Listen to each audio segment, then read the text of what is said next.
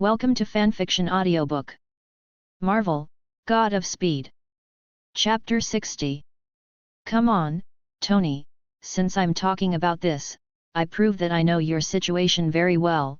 There's no need to go around in circles in this regard, our time is precious.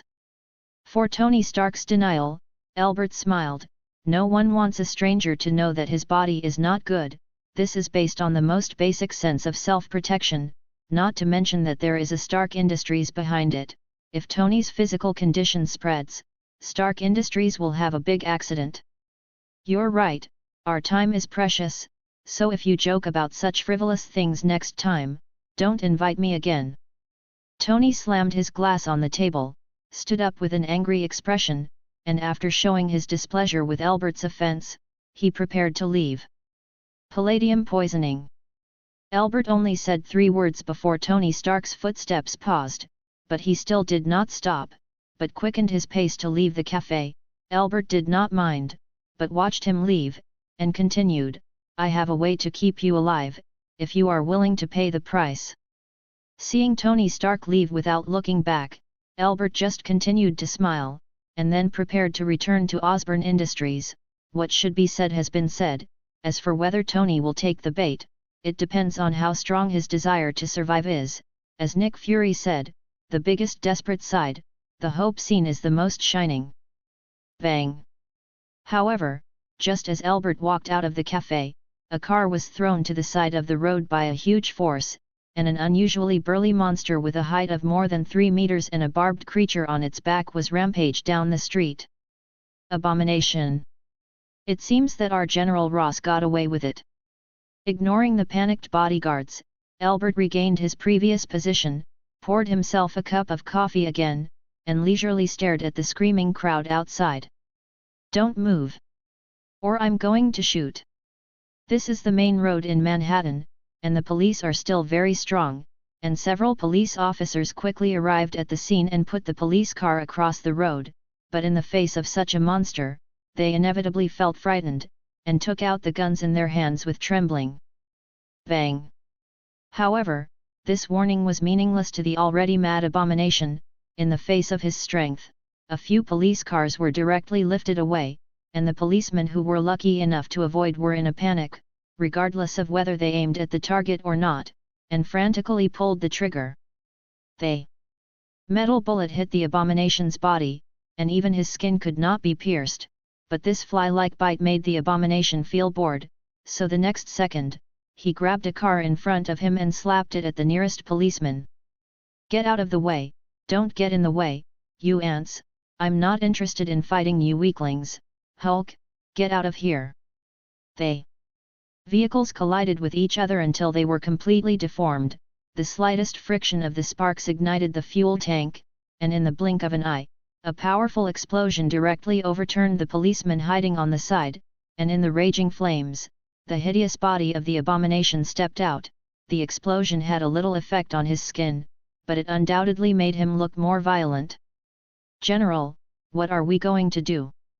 In midair, a helicopter gunship hovered, looking at the demonic abomination below. The pilot swallowed his saliva and asked General Ross with a nervous expression. Shoot the missile and kill him for me. Rose's face was full of anger. He thought he had controlled the hatred, but like the Hulk, he couldn't control anything. It was like tearing open a bloody scar, which made Rose extremely angry, and he didn't care about anything else. He wanted to erase the shame in front of him. But General, this is a downtown area, and there are still citizens in the surrounding buildings who have not escaped, in the event of an accident. Ross doesn't care about anything else, but the driver can't care. Hearing Rose's order, he almost cried. Once the missile is launched here, his life will be completely over. Shut up! I said kill him, beat him to meat sauce for me. However, Rose did not listen to the driver's words at all, but became even more angry because of his rebuttal, and his bruised forehead rested on the back seat, and Rose roared at the driver. Seeing this, the pilot knew that he could not change Ross's decision, so he could only press the launch button in resignation, and suddenly the missiles on the gunship dragged a long tail flame, and went straight from the rear to the street and was making a big hate. However, just as the missile was about to hit, Abomination suddenly turned around, and a large hand accurately grasped the missile that was attacking him. A mocking expression appeared on his face, and then the missile exploded, and the flames consumed Abomination. Without waiting for the flames to go out, Abomination jumped out of his own accord. The power of the explosion tore through his skin, but it didn't work. The powerful recovery power allowed this small damage to recover quickly. Abomination showed a hideous smile at the helicopter in the distance, and then twisted the street lamp next to him, held it in his hand and threw it like a javelin. At this moment, a figure fell from the tall building, and when he got up again, he had turned into a giant with a green body, and he jumped up and grabbed the street lamp thrown by the Abomination, and Hulk entered. Chapter 61. In the center of New York, two monsters are frantically using all the weapons they can grab to cause damage to each other. In the face of strong self-healing ability, the brain case that was smashed by the car one moment ago will be restored to its original state the next moment. Injured, recovered, injured again. The scene seems to be deadlocked. But anyone with a discerning eye can see that although he is often fighting back, but whether it is strength or speed, Hulk is much worse than Abomination. As Abomination becomes more and more violent, Hulk also obviously falls into the disadvantage. Although Hulk is difficult to kill, but Banner is different. Continue to consume like this, Hulk may not be able to bear to turn back into Banner, then he will be crushed by Abomination in an instant. Tony Stark, aren't you leaving? Albert, who was watching the blockbuster with relish, stumbled upon Tony hiding on the side, and several bodyguards kept him in the corner and slowly moved towards the cafe, for fear of attracting the attention of the two monsters. I shouldn't be here today. Finally entering the cafe, Tony collapsed in his chair with relief, unceremoniously poured himself a cup of coffee to suppress the shock, and said with a scared face, "Who knows where these two monsters came from?" He left with his front foot, and the back foot of the Abomination came out to block the road, and finally waited until the missile that Ross ordered to launch attracted the attention of the Abomination, but Hulk also ran out, and the two monsters simply sandwiched Tony and his bodyguard in the middle, but fortunately, both guys were only interested in each other, and Tony was not slapped to death. Contrary to your point of view, I'm glad I'm here today, otherwise I'd have missed out on this live show. Albert pointed to the Abomination and Hulk who were beating each other, only to see that Abomination punched Hulk on the side of the face, and green blood flowed out of Hulk's mouth, which made his expression distort slightly, and the balance of his body was forcibly broken, so that he had to stagger backwards, and then the Abomination as an elite soldier was mercilessly pressed up, and for a while Hulk could only lie on the ground and be beaten. Oh, you're crazy, if the two of them fight harder, your life will be at risk. Tony is a little speechless, although he likes the excitement very much, but this kind of excitement he prefers to stay in the villa and watch remotely through Jarvis, rather than staying so close at the risk of being trampled to death at any time. But I have to say that Tony also has a dead cell, so close to watching two monsters who may kill them at any time also stimulated his nerves, and his words became, "But I have to admit, it's really exciting, that Lois Block is very powerful, and he knows how to use it. He doesn't look like a monster, but a giant who is proficient in martial arts. Has it escaped from the laboratory? So do you think he'll win?" Looking at the Abomination who pressed the Hulk to the ground and beat him violently, Albert calculated a little, how many desperate warriors would need to deal with the Abomination in a head-on impact, but the result was not ideal, and without using tactics, the desperate warriors would need to pay considerable casualties to subdue the Abomination. No matter how you say it, the desperate virus is still in the category of human strengthening, although the desperate warriors sometimes don't look like people, but their essence has not changed. But Hulk and Abomination are already complete monsters, and with the current level of development of the desperate virus, it is difficult to catch up. Isn't that obvious? Strength, speed, even size, he's overwhelmingly superior, and I don't think there's anything that Green Guy can win. In this exciting atmosphere, Tony Stark seemed to forget the previous decadence, and his expression returned to calm, and he said with a natural expression, "But Hulk has toughness, far more than the toughness of Abomination. You look closely, he has been attacked for so long, his injuries don't show any tendency to deepen, but on the other hand, Abomination, even if Hulk's counterattack is a little weaker than at the beginning, his recovery has begun to slow down. You should be able to understand what that means. Albert can see more clearly than Tony. Hulk has suffered 2 or 3 times as much damage as Abomination, but now Hulk, who is being pressed and beaten, is injured on the same level as Abomination. In the absence of absolute suppressive power, whoever has more resilience is more likely to win the final victory, and Abomination can kill Hulk in seconds. Abomination and Hulk, do you know where these 2 monsters come from? Tony's eyes flashed. He didn't care too much about the victory or defeat of the 2 monsters, but he was more interested in their origins. Listening to Albert, he knew the cause and effect. Hulk, formerly known as Bruce Banner, is a brilliant physicist who was accidentally hit by gamma rays during an experiment, which caused him to develop a kind of mutation that would make him become what he is when his mood fluctuates violently and his heart rate exceeds a certain threshold. As time passed, Hulk's eyes began to turn red, and the raging anger began to burn in his heart, but the Abomination, which was immersed in the thrill of defeating the Hulk, did not notice the change in the slightest. As for the Abomination, he is a special soldier injected with Hulk's serum, but unfortunately, it seems that his abilities are still not as good as Hulk's. Bang! As Albert's introduction ended, Hulk's anger exploded, and the power that was originally inferior to Abomination became extremely powerful in an instant, and Abomination's fist was easily stopped by him, and then as if it were still garbage, Abomination was thrown out and smashed into a pile of paralyzed vehicles. Chapter 62. Wow, what a big reversal! The green guy suddenly became stronger, and this level of strength.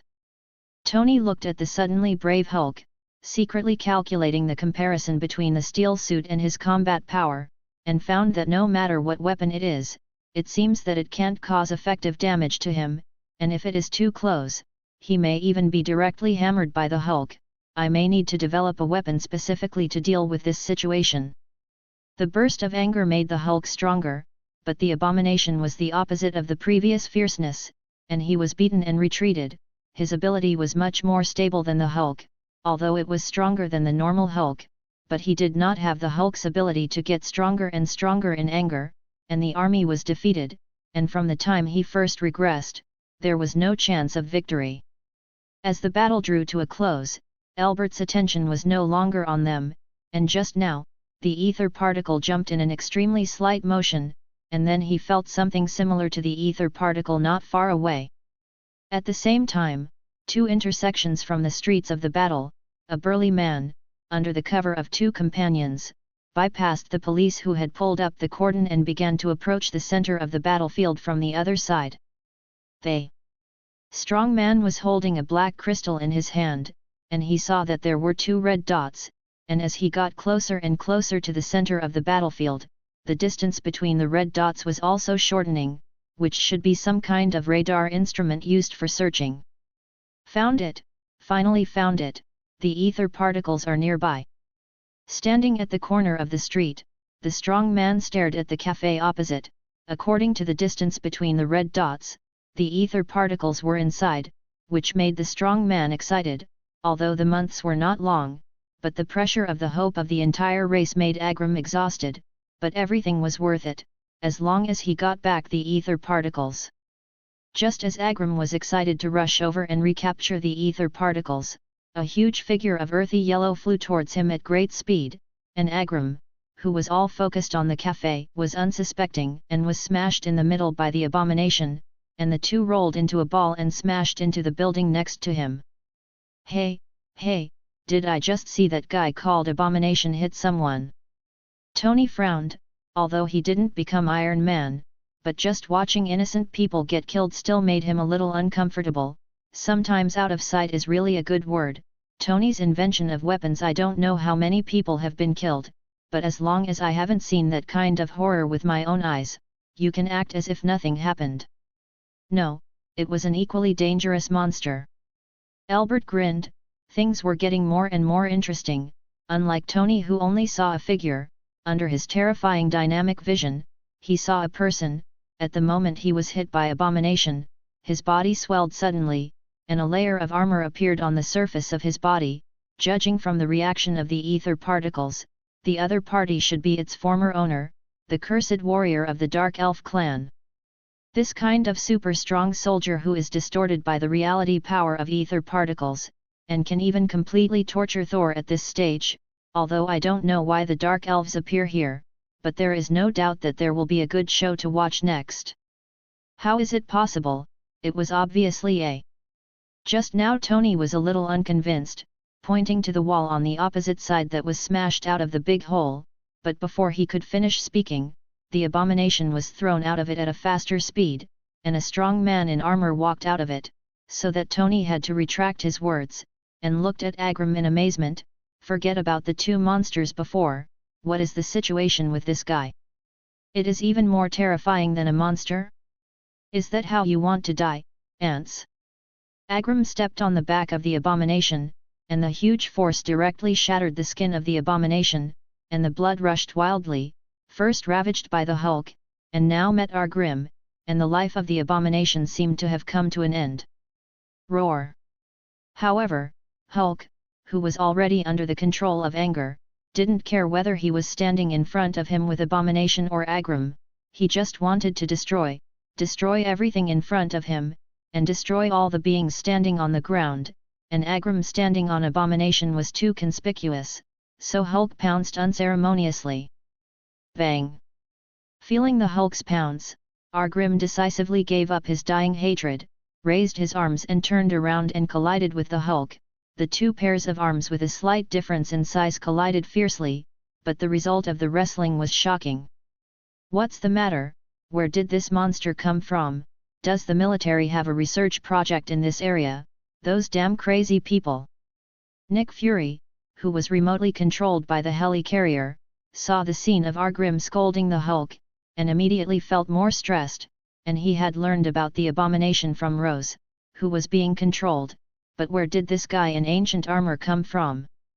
Director, I don't think this has anything to do with the military's research. The results of remote scanning show that the substances on the opponent's armor do not belong to Blue Star. One of the agents in charge of on-site analysis said with a look of disbelief on his face, drawing the attention of the other colleagues as well. Chapter 63. Aliens, or is it just alien technology? Nick Fury projected the analysis map onto his computer, and sure enough, the results shown on it showed that only about 20% of the matter that made up the armor coincided with the known matter, which was not something on the Blue Star. With contact with Asgard, Nick Fury will not deny the existence of aliens, but are aliens so terrifying? One Asgard is enough, and people still exist in human mythology, and there is evidence to follow. But now the guy who ran out can actually beat Hulk and have the upper hand. If this is the case with other races in the universe, then Nick Fury can consider how to keep Blue Star as low as it should be. I'm sorry, Director, I can't answer your question. Although the armor looks primitive, like a product of the Cold Weapon Age, it actually contains a lot of high-tech crystals, and our technology is difficult to cut into remotely, and all light signals disappear after touching the surface of the armor. The agent who had discovered the problem before smiled bitterly. After the initial temptation, the other party's armor directly blocked all signals similar to it, and they had no way to get any information. Continue to monitor the situation of the battle, record all the data. Nick Fury didn't embarrass the agent. After all, it's the gap in hard power. Even if the agent can be superb, but the technology can't keep up, so he just gave an order to continue monitoring. The other party's current intentions are still unclear, whether it is friend or foe, and you have to contact to know. Now, let the Hulk help them test how strong the other party's strength is. I didn't expect the weak Midgard to have a warrior like you. Surrender, I will give you a chance to share the glory with us. Repelling Hulk's charge again, Agrim said to Hulk with some admiration. Hulk's strength was beyond his imagination, and his growth rate was extremely amazing. At first it was only a little strength for him, but there was no threat. But now, some trembling arms made Agrim have to pay attention to Hulk. He didn't know what the upper limit of the guy in front of him was, but he couldn't continue to entangle like this. The ether particles were here, how could he waste time and Hulk in a pointless battle? Roar! However, only Hulk's furious roar was answered by Argrim, and then Hulk, who had become stronger again, persevered and rushed up, forcing Argrim to have to fight him again. This time Argrim's heart sank completely. Hulk's strength was close to his level, and if he continued like this, he might lose. No, it's impossible, I'm the strongest, how can I lose? Carrying the future of the Dark Elves, Argrim pushed Hulk away, but this didn't work. As long as the anger didn't subside, Hulk's power would continue to grow. Maybe there was a limit to this, but before this line was touched, Argrim had been torn apart. Director, the alien visitor mentions a term, Midgard. The agents who monitor the situation are very good at grasping the point. Because of the Thor incident, basically all agents are forced to read Norse-related mythology. As a synonym for the Atrium world, the name Midgard is quite clear to them. The other party may be related to Norse mythology. Midgard. There are 9 realms in Norse mythology, and Midgard is the Atrium world, that is, the place where humans live, and now the Blue Star. Nick Fury is not sure if this name is unique to the Norse mythological system, or if it is the common name for Blue Star in the universe from the legend of Asgard, a powerful civilization, but at least it can be explained that the other party did not appear out of thin air, and may have had contact with Asgard. However, Nick Fury has a hunch that Asgard definitely knows the guy who fought with the Hulk. This unexplained feeling, Nick Fury doesn't like it very much. He doesn't like everything that is out of his control, but this has been happening more and more lately. He knocks on the edge of the table and stares at the corner of the open drawer. Maybe it's time to start him. Director, that alien visitor has been suppressed by the Hulk, and he may be going to lose. The agent's voice woke Nick Fury out of his musings, and he busily looked at the surveillance screen, which showed Hulk against Argrim making 2 deep marks in the street. No matter how strong the will is, it can't reverse the absolute gap in strength, and Hulk, a power-type hanging wall, is just head-on, unless it is overwhelmed with absolute power at the beginning, just like Thanos punches down, otherwise dragging it down will only be crushed in reverse. Prepare for coercive measures, and don't let him die here until the other party's intentions are clear. Nick Fury reacted quickly. No matter what, he couldn't let Argrim be killed by the Hulk. The fuse of World War I was the lesson of the Sarajevo incident is still vivid. In case Argrim is an important person in the aliens, then an interstellar war may break out, and the current Blue Star is not ready for this. Damn, we must not fall here. Squeezing the last bit of strength in his body, Argrim struggled to resist under the attack of the Hulk, but fortunately, hope appeared, and 2 of his subordinates who came to the Blue Star rushed to the scene, and when they saw the 2 of them, Argrim immediately shouted loudly, "Don't come here, inform the leader, the ether particles are here, let the battleship attack." Chapter 64. What did he say? Helicarrier. Nick Fury stared at Argrim with wide eyes. At this moment he regretted his previous decision immensely. He shouldn't have waited and seen what happened. How good it would be to kill Argrim directly. He said, "Let the battleship attack." The agent on the side was frightened by Nick Fury's terrifying face, but his heart was not broken. Isn't this a small scene of the military rounding up the test subject? I don't need you to repeat it. Nick Fury yelled loudly to vent his emotions. He knew he had to calm down, no matter how bad the situation was. SHIELD was the first line of defense for Blue Star, and he must not collapse. Contact the Security Council, upload all the information, and at the same time completely evacuate the citizens of New York. War is coming. After saying that, Nick Fury ignored the agents who started to get busy, returned to his office alone, took out a copper plate from the drawer that looked quite old, and pasted it on his head, and after a while, a unique feeling of dizziness came, which made Nick Fury's anxious mood relax a little. At least he was not alone now, and this ally was still quite strong. As a sense of rebellion vanished, Nick Fury's figure descended from the helicarrier to a mysterious place, where there was no specific concept of direction. and where various substances called darkness flowed, and he stood in the corner of a huge rock, and on the other side of the rock was the Ancient One dressed in white robes.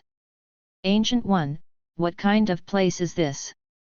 Unlike the sanctuary he had met before, Nick Fury's keen intuition told him that this place was dangerous, very dangerous, and even the Ancient One's body exuded the same deadly danger, and he even suspected that the next moment, the Ancient One would cut off his head with a magic blade.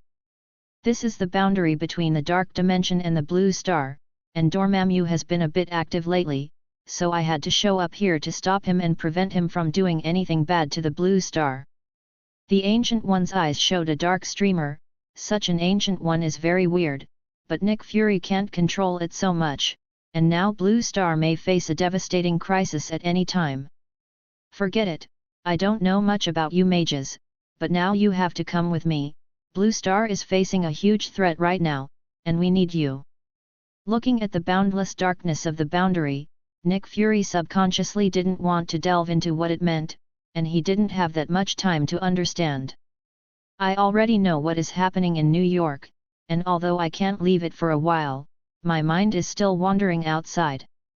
Gu nodded, indicating that she knew about the crisis that Nick Fury was talking about, but she didn't think it was an unsolvable puzzle. They are dark elves who once ruled the universe, but thousands of years ago, they were defeated by the Asgardian army led by the father of the god King Odin, and now their last remaining members have awakened from the darkness, and in order to restore the glory of the darkness, they want to reclaim the ether particles. Dark elf, ether particle, what is that? I heard that guy shout this term. How can that thing be in New York? Seeing that the Ancient One knew the whole story, and was not in a hurry to chat with himself, Nick Fury also relaxed a little. At least this shows that the matter is not as serious as he thinks, but the ether particle has caught his attention, can be regarded as a treasure by such a civilization. If he gets it, what will become of Blue Star? The ether particle is a magical substance that helps the Dark Elves fulfill their desire to render the universe with darkness, and it is the same as the cosmic cube you have collected, which can bring power as well as disaster. As if reading through Nick Fury's thoughts, the Ancient One sighed softly, but quickly returned to his normal tone and continued, "A few months ago, Elbert took the ether particles from the seal of Asgard." "What? Why didn't you tell me about this kind of thing?" Nick Fury jumped up instantly when he heard this familiar name. Enough trouble, but why did it become even more troublesome? "Because it's beyond your reach." The Ancient One glanced at Nick Fury. That natural arrogance made Nick Fury calm down instantly. Seeing this, the Ancient One nodded with satisfaction, and continued, "God King Odin sent an emissary with a box of ice to prevent him from taking away the ether particles, but if I hadn't intervened in time, the emissary would have died at the hands of Elbert." "How strong is that messenger?" Nick Fury is still a little unwilling. He wants to do more, and for this he needs to recruit some more powerful beings. Whether they are good people or people who are walking on the edge of danger, they are all people who can be co-opted. Even if they are pure evil people, they have his use value. Stronger than Thor. The Ancient One directly rejected Nick Fury's idea. Elbert's strength was terrifying enough, and he would never jump into the pit he dug like Thor. Nick Fury was silent, but it was not so easy for him to die. As long as he was still on the Blue Star, no matter who it was, Nick Fury dared to give it a try. In the face of the unknown final crisis, what else should not be tried? Chapter 65. Then how are we going to solve this problem? If you can't help, at least send those disciples of yours to help. We lack experience in fighting dark elves. Nick Fury knew that the ether particles were in Elbert's hands, and he understood that this battle had to be fought, and even the Ancient One was warning him that Elbert's strength could only mean one thing. In her opinion, the entire Dark Elf was no more dangerous than one Elbert. They also have no experience in fighting Dark Elves, and after the defeat thousands of years ago, the entire universe was left without news of the Dark Elves. The Ancient One rejected Nick Fury's proposal. The existence of mages should not be exposed to everyone's eyes now, at least not until the real desperate situation arrives. The Dark Elves were defeated miserably, and only the flagship of the entire civilization survived. This is an opportunity for you, a good opportunity to strengthen the power of the Blue Star. There's only one flagship left. Nick Fury paused for a moment, and then fell into thought. He originally thought that since the Dark Elves could dominate the universe, even if they were defeated, they would definitely have quite a strong residual power, at least they were strong enough for Blue Star, but he didn't expect that there was only one flagship left, so it was worth considering. Don't be careless, even if there is only one flagship left, the combat power of the Dark Elves is still quite strong. With the weapons you have at your disposal, it will be difficult to defeat them. You need a helper. Ancient One drew a circle in midair with his right hand, and an image appeared in Nick Fury's eyes. It was a huge black cross, and as the indicator light on it lit up, he realized that it was actually an unknown warship, and it was on the edge of the Blue Star, but their system didn't notice it at all. Before Nick Fury's face became ugly, another circle was drawn in the air in the Ancient One, and another picture appeared. This is a cafe on the streets of New York, and a huge green figure flashed to indicate that Hulk was nearby, but Hulk couldn't attract Nick Fury's attention, and what made him care about the two people in the cafe, Albert and Tony Stark. Whoever creates the problem, it is up to him to solve it. Go to Albert and tell him that there is a limit to my patience and that it is time for him to solve the problem. The picture ends up on Albert's face, a face that is a little too young, but he is doing things that no one else may be able to do in his lifetime. Wait. Feeling the familiar sense of chaos returning, Nick Fury knew that he was leaving here, but he still had some questions to ask. But the Ancient One had no time to give, and at the last glance, Nick Fury was horrified to find that he didn't know where he was standing just now.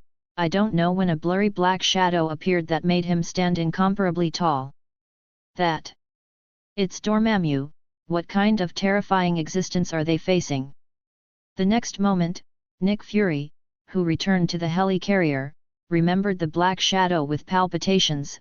His body was still trembling uncontrollably, and at the same time, he had a clear understanding of the strength of the Ancient One again, which made his confidence strengthened. Although there were many troubles, but there were also many friends who could solve the troubles. Thinking of this, Nick Fury put the copper plate back in its place, pulled out another document, and turned one of the pages, and Albert's picture stood out. There are no eternal enemies in this world, and now is the time for us to be friends. In the outer universe of the Blue Star, Argrim's message was successfully transmitted to Malekith's hands. Looking at the reflashing ether particle signal, Malekith waved his arm excitedly, and directly ordered the battleship to march towards the Blue Star. As long as the ether particles were recaptured, this universe belonged to darkness after all. Oh my god, what's that? Is that a spaceship? Do aliens really exist? Is this going to start a cosmic war? What is going on? In his opinion, the sooner the ether particles are recaptured, the more important it is. Otherwise, once Asgard intervenes, things will become troublesome. So after entering the atmosphere, the battleship has no intention of slowing down at all, and slammed into the center of New York, making the citizens who have not yet had time to evacuate let out an incredible scream. Damn, how did you come so quickly? Nick Fury walked out of the office, looked at the huge battleship that had landed in New York, cursed secretly, and hurriedly asked the agent next to him, how is the evacuation of New Yorkers arranged? The evacuation has begun, but it's been too short, and there are still quite a few citizens in New York City. The busy agent looked up to answer Nick Fury's question, and quickly continued to coordinate the various evacuation intersections. I can't wait, you continue to coordinate and command, and pick up Natasha for me. Estimating the speed of the evacuation, Nick Fury knew that they didn't have a chance to evacuate everyone completely, so they had to find a way to get rid of the enemy quickly. Director, do you see that black cross in the city center? As soon as the communication was connected, Natasha's slightly surprised voice came, but Nick Fury didn't have time to explain it to her, so he said directly, it seems that you are nearby, which is good. I will give you an address. Go find Albert, and bring me some words to him. Albert, okay director. Natasha was stunned for a moment, but still carried out the order, and began to move quickly towards the location given by Nick Fury. The blocked cars along the way did not affect her forward speed in the slightest, but when she arrived near the target, she couldn't help but explode foully. Shit! Before her eyes, the battle between Hulk and Argrim was coming to an end, and the power of anger began to wane, but it was still enough for Hulk to easily tear apart Argrim's armor, revealing the skin inside that was completely different from that of ordinary dark elves.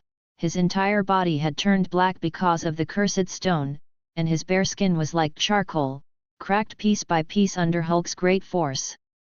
Chapter 66. Big man, I don't mean it badly, can we sit down and calm down? Looking at the Hulk, who was turning his head to look at him after cleaning up Argrim, Natasha's heart was beating fast, and her beauty was enough to make most men pause, but this by no means included the monster Hulk. Roar! The blood-red Hulk completely ignored Natasha's words, puffed up his lumpy muscles and was ready to jump from the spot to deal with the little bug. Natasha looked nervous and pulled out a special pistol, but the next second, like a balloon punctured by a needle, Hulk's whole body shrank. Hulk's anger has no limits, but Banner's physical strength is not so sufficient. First against Abomination, and then against Agrim, he is all supported by a breath of anger, and now that Agrim is down, half of his anger is gone, he can no longer maintain Hulk's form, and he changes back to Bruce Banner. Whew! Subconsciously patting her chest, Natasha breathed a sigh of relief and connected Nick Fury's signal. Hulk has turned back into Dr. Banner. I recommend recycling it as soon as possible to avoid any accidents. This is not a safe place. After saying that, Natasha continued to her previous destination, and to her surprise, there was such a cafe unscathed in a messy street, which was a little wrong no matter how she looked at it, but thinking of Nick Fury's mission, Natasha still walked in. Albert, there was only one person in the entire cafe, and Natasha confirmed the identity of the other party through the back-to-back comparison, but the strange silence around her made her a little nervous. This quiet atmosphere was too strange, not like tranquility, but more like dead silence. Natasha, a 7th-level agent of SHIELD, I don't know why you came to me on purpose, why are you so expensive? As Albert turned to speak, the silence that seemed to hold her throat finally dissipated, and Natasha had the urge to gasp, but the agent's instinct stopped her body's reaction, and forced her composure and said, the director asked me to bring you a word. Oh, would you like to hear it? Albert shrugged and motioned for Natasha to continue, admitting that the beauty in front of him was beautiful, but also dangerous, not physical, but characteristic, more insidious danger, and if you approached it easily, you would be bruised all over your body. The Ancient One mage said. Natasha paused. She didn't quite understand why Nick Fury wanted her to add this name, but seeing Albert's face change, she felt that there was no problem with this request. My patience is limited, you should solve the problem. I see, I see. Albert nodded. Some of the doubts were solved, such as why when she first met the Ancient One, her attitude was unexpectedly tough. Think about it.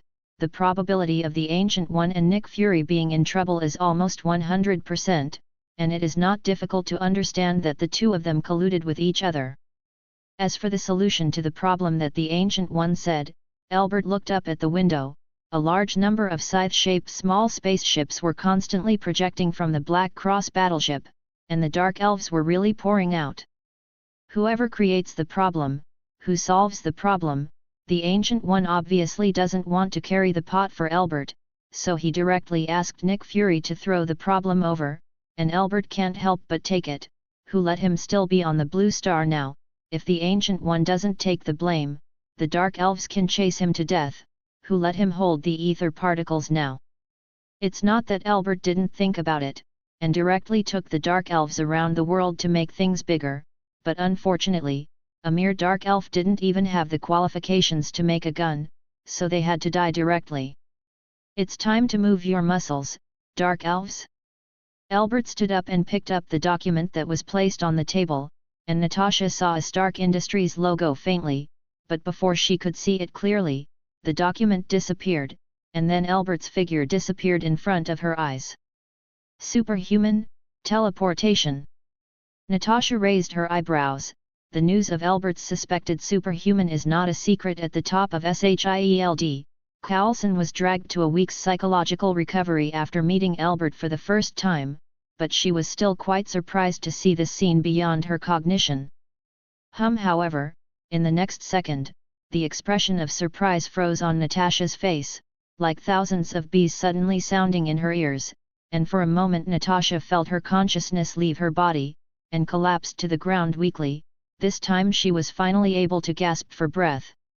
Natasha's fallen gaze was exactly on the clock on the wall, and the second hand was exactly 12, indicating that it had finished the last second of the minute, but if Natasha glanced at the clock when she entered the door, she could see that the second hand was only a faint gap from the scale of 12.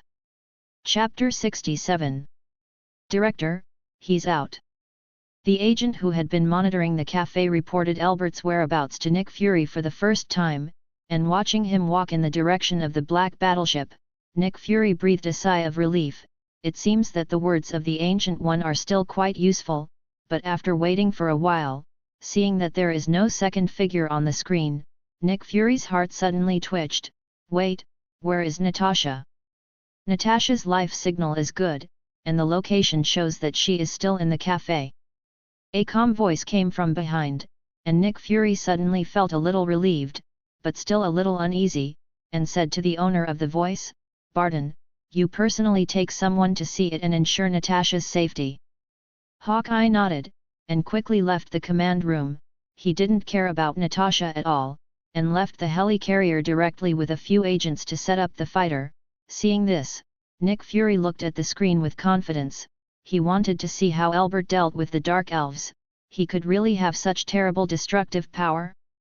However, when Nick Fury turned his head, the first thing he saw was the dull-looking agent, and when his eyes were fixed on the screen, his expression also became dull, and in just a few seconds of his communication with Hawkeye, all the Scythe fighters and the Black Cross flagship, which had been completely scrapped, and the broken Cambridge was drooping in the air and letting out an overwhelmed moan.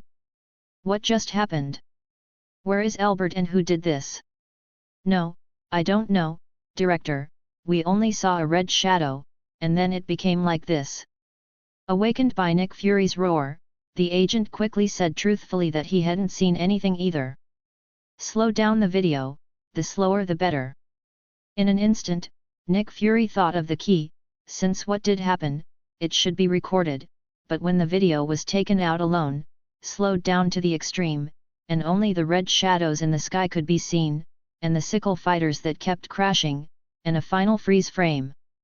Albert was wearing blood-red armor generated by ether particles, stepping on a surfboard of the same material under his feet, and drew a weird smile in the direction of the camera. It was so unchallenging, I thought they would surprise me. A tall building in New York City, Albert looked at his masterpiece with a little disappointment. Sometimes it is not a good thing to be too strong, it will make him feel bored. Maybe it is time to challenge the Ancient One and Odin, although it may be dangerous, but the harvest will definitely far outweigh the danger. In terms of ability, the Dark Elves are actually not weak, but most of their technology is derived from ether particles, and it is a joke to attack Albert with these things, so he basically just runs, and the speed force wrapped around his body has destroyed everything around him. Let me do the math. Iron Man, Thor, Hulk, Black Widow, Hawkeye, and Captain Rice, well, the personnel are here, it's time for me to speed up. I believe this plan will definitely be eye-catching, and when it starts to be executed, the whole world will be changed because of it. Looking at the battleship in the embers of the fire, Albert showed a big smile. Just like a battleship, the world could not escape destruction. An attack from the aliens ended in such a hurry. Among the citizens who had not evacuated at that time, many people claimed to have seen a vague shadow, slaughtering those alien warships in a frenzy, but this voice was quickly suppressed. I have to say that in the distribution of spoils, the Bald Eagle's movements were indeed extremely fast, and before other countries put forward the opinions of joint research, the entire battlefield had been cleaned, and only a few symbolic wreckage of the towering battleship fell into the pit. Time is the medicine that heals all wounds, and with the efforts of SHIELD, New Yorkers have returned to their normal lives after a period of time. Strictly speaking, they have not suffered much damage, and the Dark Elves have been leveled by Albert not long after they appeared, and the biggest loss has actually been the abomination that has completely lost their breath. Here General Ross has to thank the Dark Elves. With their involvement, now the entire American top brass is discussing how to deal with the remaining warships, and they don't bother to pay attention to the harm he caused before. As long as this wave of limelight passes, the abomination will be coldly treated, and the punishment he received can also be easily settled through the network, which is gratifying. At the end of the whole incident, the worst mood is probably only Nick Fury, although Albert did not use a killer against Natasha, but the time cage built for the purpose of the experiment still caused a lot of damage to Natasha. At least for a while she must recuperate. Nick Fury understands that this is Albert's warning. The Ancient One can threaten him. See that Nick Fury can't. If there is a next time, I'm afraid that the entire SHIELD will be wiped out. After seeing how Albert dealt with the Dark Elves, Nick Fury knows very well that SHIELD has no way to restrain Albert. Is this the power of the ether particles? Or something else? Whatever it is, we have to have a solution. Nick Fury left the helicarrier and came to a hidden subterranean space, which was built under Howard's planning at the beginning of the establishment of SHIELD, and only a handful of people in the whole world know about it. Nick Fury passed the security detection and came to the deepest part of the underground space, opened a lockbox protected by the bushes, and a blue cube lay inside, quietly exuding a mysterious aura. Chapter 68. The 223rd test of human Fortunator began. Osborne Industries' newly built Science and Technology Park. Harry calmly gave the order to start experiments. 2 years have made a lot of changes in him. If the original Harry that Albert saw was just a child, now Harry is heroic, and the confidence brought by knowledge and success makes him look brilliant.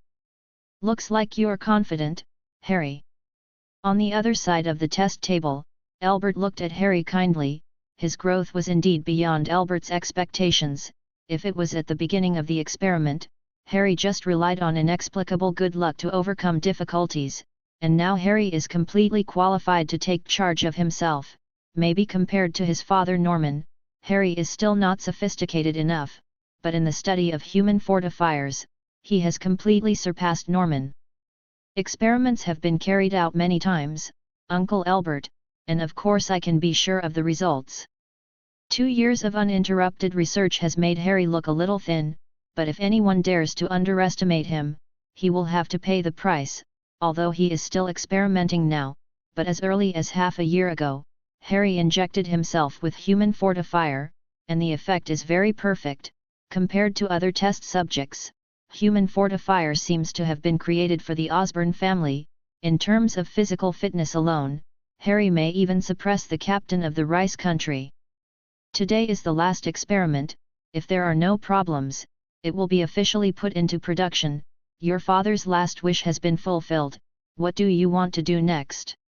I don't know. Hearing Albert's question, Harry didn't know how to answer. Now he was very confused. He never thought of pursuing the end of science, to develop all kinds of magical creations. He just wanted to fulfill Norman's last wish, and now that everything was coming to an end, Harry suddenly felt that he had lost the meaning of life. How about I give you a suggestion? Seeing Harry's confused expression, Albert unsurprisingly took out a gilded envelope and handed it to Harry. Sunni. Harry opened the envelope, looked at it for a moment, and looked at Albert in confusion. He didn't feel that he needed to go to college for further study. Rather than go to those boring courses, it was better to learn on his own.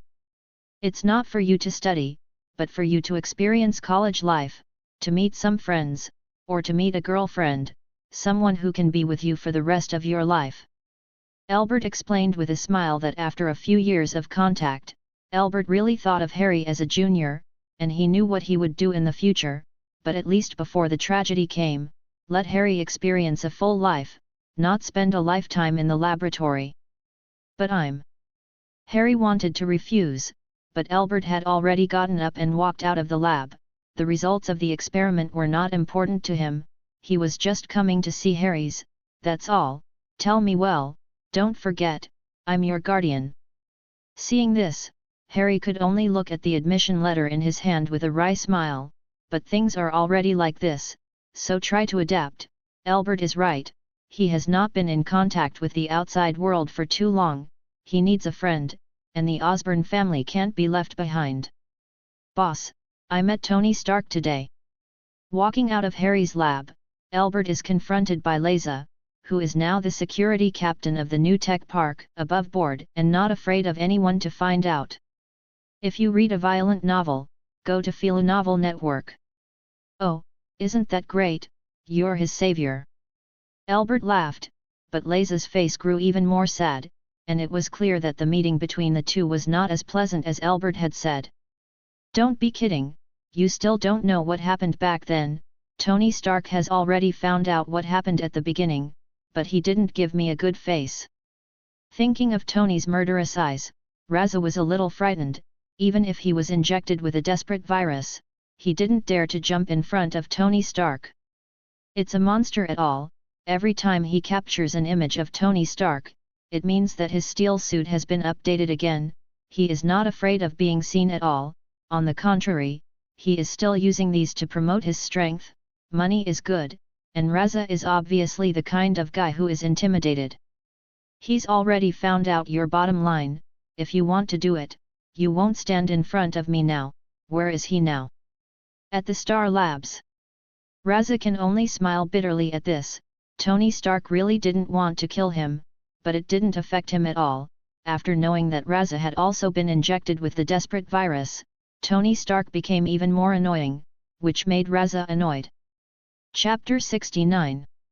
Osborn's new industrial park has not been established for a long time, but the cooperation with Stark Industries has allowed it to grow rapidly, and it has become one of the few emerging science and technology parks in the United States, so it has been rumored that the chairman of Osborn Industries has a close relationship with the chairman of Stark Industries, and even inside news came out not long ago, and the two also exchanged some company shares. For a while, the stocks of the two companies began to rise. After all, Stark Industries, needless to say, Osborn Industries also belongs to the position of the leading boss in the industry. Such a strong combination naturally let everyone rest assured of the follow-up development of both sides. However, in the midst of the good news, there are still many rumors that the two companies are not as friendly as they seem, but more like one coercing the other. But unfortunately this argument quickly disappeared under the attack of the big fishing boat, otherwise Albert might have asked Raza to invite the guy who said this to have a cup of coffee. The two companies are indeed not as harmonious as they seem. After the end of the Dark Elf invasion, Albert took the opportunity to help Tony Stark 907 treat palladium poisoning, and knocked a hard deal from him. Even the technical support of the Science and Technology Park was provided by Stark for free. And now he is the largest shareholder of Stark Industries except Tony, and he is fully qualified to suppress Tony's actions, and the apparent harmony is just because of the needs of both parties. Wait, Mr. Stark, you don't have access to the main lab according to the chairman's rules. As soon as Albert arrived at the Stellar Laboratory, he heard the security guard dissuade Tony, and he was no longer surprised by this, and every time Tony came here, he was always full of curiosity to go in and have a look. It's a pity that Albert hasn't been open enough to share everything with him, and the two don't wear the same pants, but for some same purpose, they maintain their current status as apparent brothers. Oh, Albert, look at what your security guards have said. I think our friendship has reached the point where it is possible to reveal all its secrets, but what happened today really saddens me. Tony, who still wanted to distinguish between the security guards, saw Albert come in, and immediately found the object of complaint, but in exchange for Albert's white eyes, revealing the secret, then you would let me go to your personal laboratory for a turn, but open Jarvis's core data. Okay Tony, since you really want to see it, let's come along. Although he was not impressed by Tony's dead face, Albert did not reject his idea of visiting, firstly, because he was annoyed too much, and secondly, there were some things that were no longer necessary to hide, and even Albert hoped that Tony could contribute to his career. "You've actually changed sex? Hehe, it looks like your research is done." Tony followed with a smile on his face, but he didn't have the enthusiasm he imagined, just said with some surprise, he was not a fool, he had been here 5 or 6 times before, but each time he was sent away by Albert for a reason, and now since he was willing to let himself go in, it was probably that some things that should not be let him see were disposed of, and the rest of the things were really limited in their attraction to Tony. "It's not done, but if you're interested, you can also help." While speaking, the two have passed through several safety gates, and came to the core of the entire Science and Technology, ADBA, Park, Hsien Chen Laboratory, the most eye-catching of which is a huge particle accelerator, which is the heart of the entire park, and the study of microscopic particles can only be regarded as a sideline. It is embedded in the reactor improved by Ivanki, and provides energy for the entire park all the time, although it is indeed not as good as Tony in terms of hard technology, but in terms of energy supply alone, Ivanki is doing well. "Aren't you afraid that I'll steal your technology?" Tony patted the outer pipe of the particle accelerator with his hand.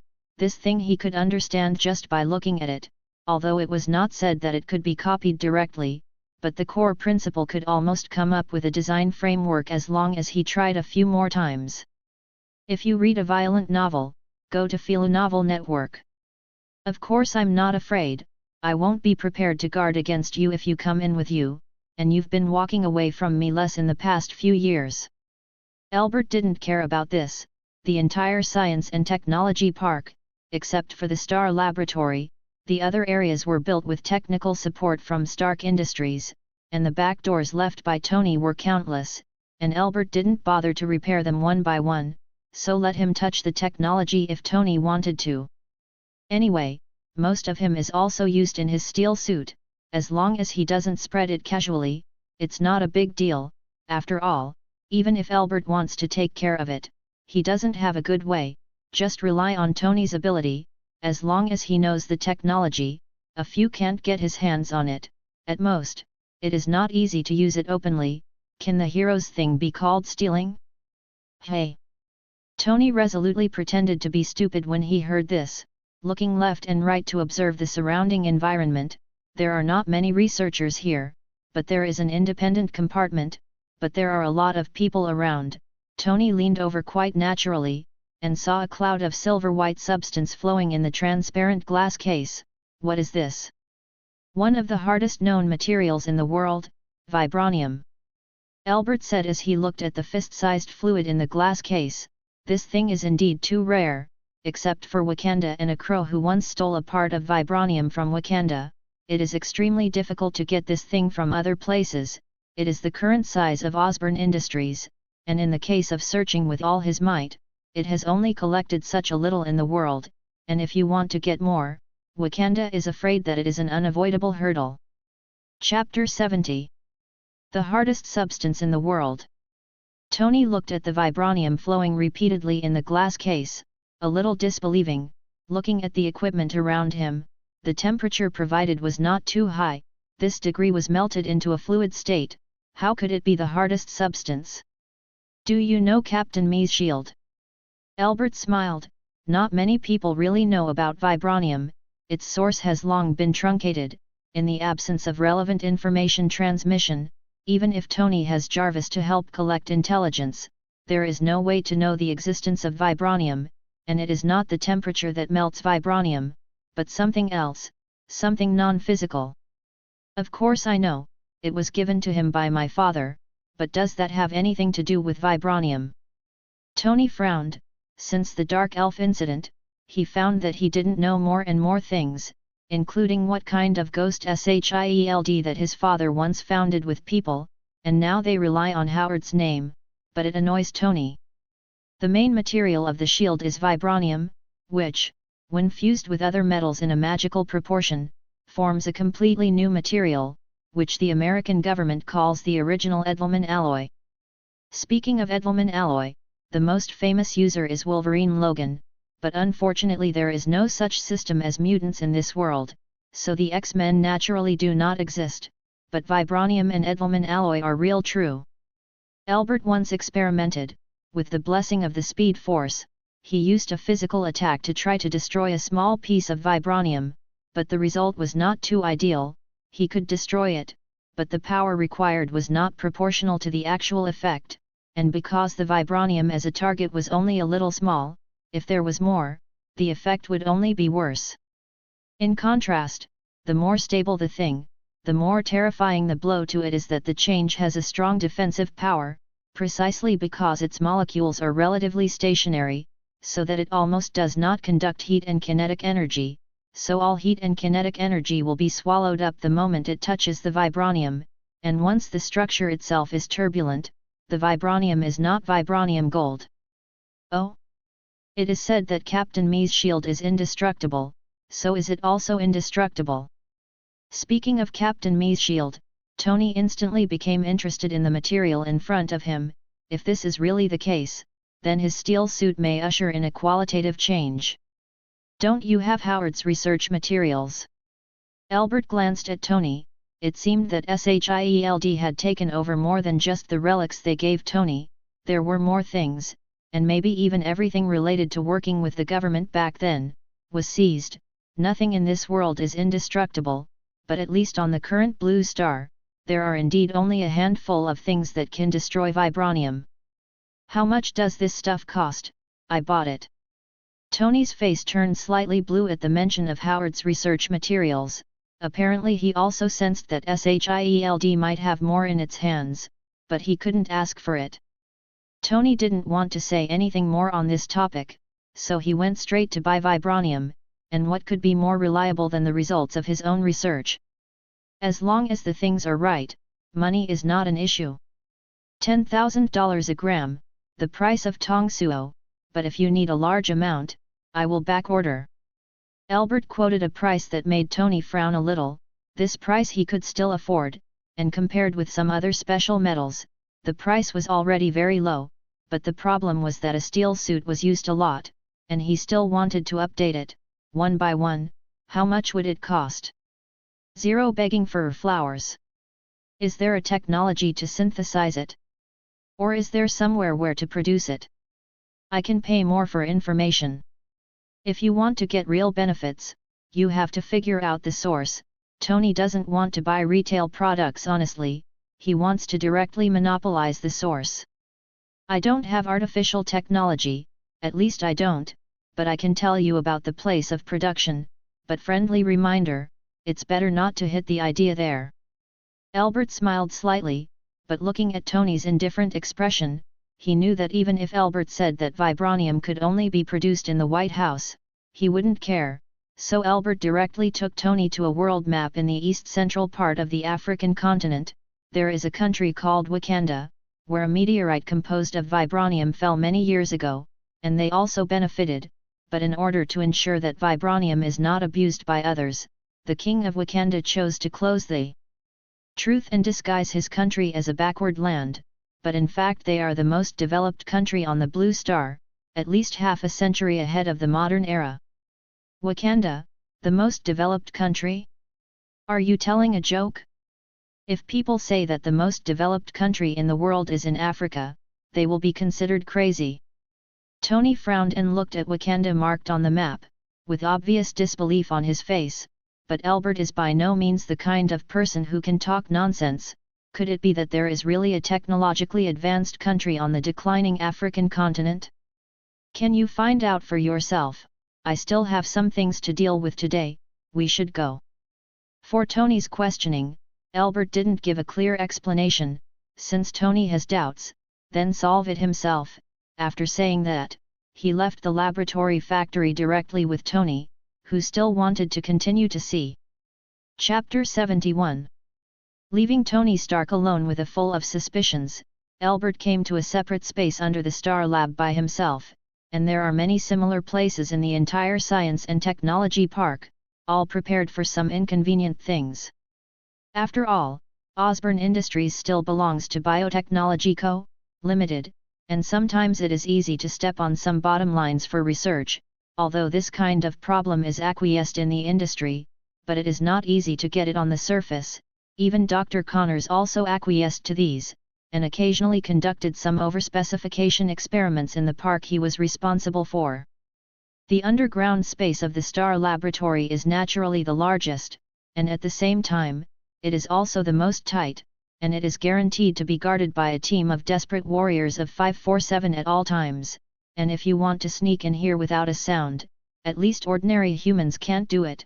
As for superhumans, it's easy to get in, but it's not so easy to get out. People brought.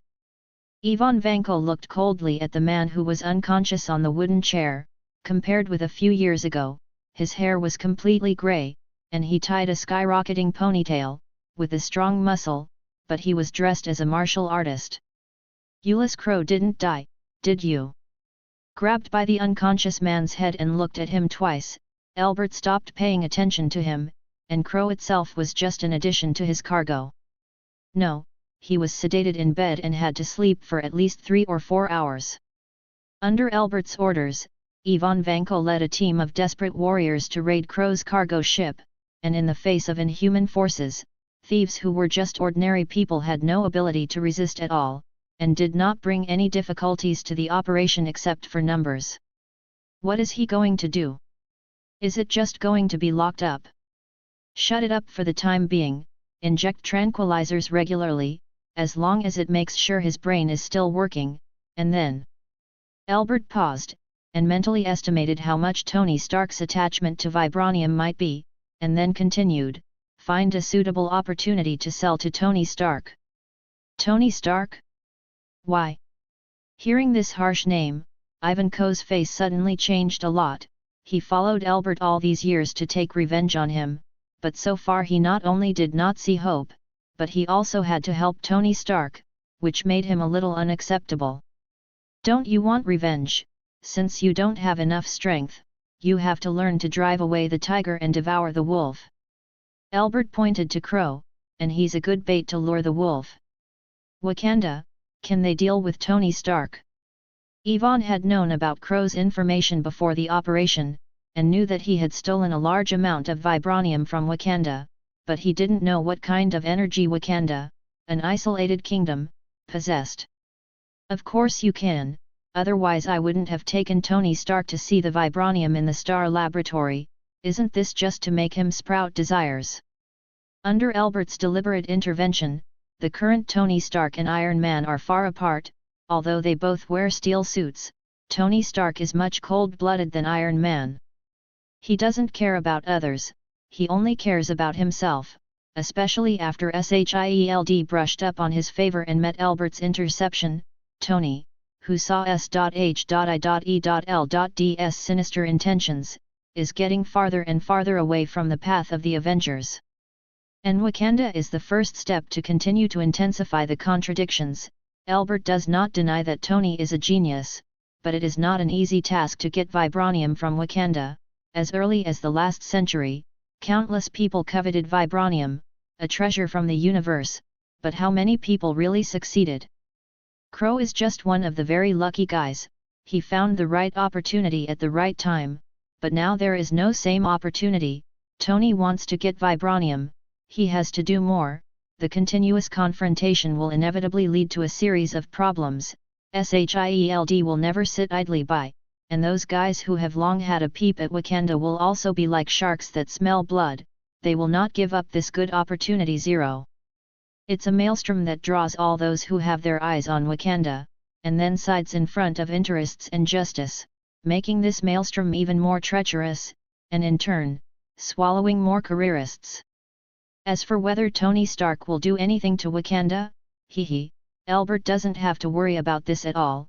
Geniuses all have a common characteristic: they will be curious, even if they know that there is a trap in front of them, they will be driven by curiosity and step on it. If you read a violent novel, go to Philo Novel Network. Maybe Tony can suppress the desire for vibranium, a magical substance, but he can't suppress his curiosity about the strange existence of Wakanda. and once he takes the first step of 1.5, he doesn't even need Albert to do anything, and the next torrent will push him forward. Stark Industries, what a perfect shield, with him as a precursor. Even if the secret pretender makes trouble, there is a good explanation, isn't it? Alright, let's go check the goods. Seeing that Ivan was still a little unconvinced, Albert didn't want to explain to him. His thinking was still better to be a pure Russian white-haired bear. He didn't need to think so much, just do it. Updated here in the morning. If there's something in the afternoon, it won't be changed. It starts at 6 o'clock in the evening. The first day on the shelves is always going to explode. Chapter 72. Villa on the coast. Tony Stark pondered what it meant for Albert to take him to see vibranium. No one was stupid, and Albert's movements were too obvious, just to let him see vibranium. And what did that mean? Jarvis, look me up to a country called Wakanda. The effect of vibranium. Albert will not deceive him, and as long as it is true, Tony will not let go of this kind of thing that can make him qualitatively change. He did not experience crises like in the movie, but not all crises can be seen on the surface. Violence is sometimes terrible, but cold violence is not terrible. Tony did not encounter a threat to his life, but the fear from the unknown also squeezed his body and mind. He used to think that he was the peak of the world 03, but since the attack on the Imperial Cemetery, he found that above his head, above the head of the entire capitalist society, there is still a deeper shadow. Shield is just one of them, and from an alien point of view, it is a very powerful pull among them. The feeling of falling from the clouds is not pleasant. Tony has never felt that everything he has is so vulnerable. Abomination, Hulk, Dark Elves, from the mythical Thor, these all impact Stark's three views. If these are real, then one day, there will suddenly be a terrible existence that will come and erase everything about him. Tony Stark is not a person who likes to sit back and wait. He prefers to take precautions, even if such precautions are part of the disaster itself. Isn't it because of this? In Tony, the survival instinct and self-destructive tendencies of human beings are on full display. So even if there is no enemy on the surface, Tony Stark is still doing everything to strengthen himself. Even after Albert provides him with a cure for palladium poisoning, Tony still chooses to inject the desperate virus and send the steel suit into his own blood through nanotechnology, which is the first step in his self-protection, and it will never be the only step. The characteristics of vibranium are a cup of poison that can quench Tony's thirst. Even if he knows that Albert may be using him, it can't weaken Tony's thirst for vibranium, and the name of Wakanda's most developed also arouses Tony's curiosity. He admits that he may lose in the face of alien dangerous creatures, but he does not believe that in the poor plateau continent, there will be a kingdom beyond him. Information on Wakanda is collected. Combing. Wakanda, located in eastern Africa, is a typical farming and pastoral country that joined the United Nations in the latter part of the last century. Sir, I found a highly encrypted file and it takes time to decrypt. Highly confidential. When was it founded? Tony's eyes narrowed. There was no problem with the information Jarvis had found, but a highly encrypted document was not the treatment that an ordinary farming and pastoral country should have, and there was really something wrong with this Wakanda. August 1942. 1942? Wait. 1940 is a relatively sensitive period of time. A lot of things happened at that time, and it was also the beginning of the rise of the Stark family. In 1942 there were classified documents about Wakanda, reminiscent of what Albert said.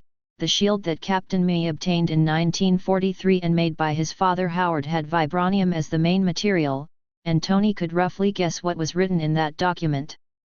Yes sir, the Captain of the United States served in 1943 and died for his country 2 years later on the eve of the end of the war.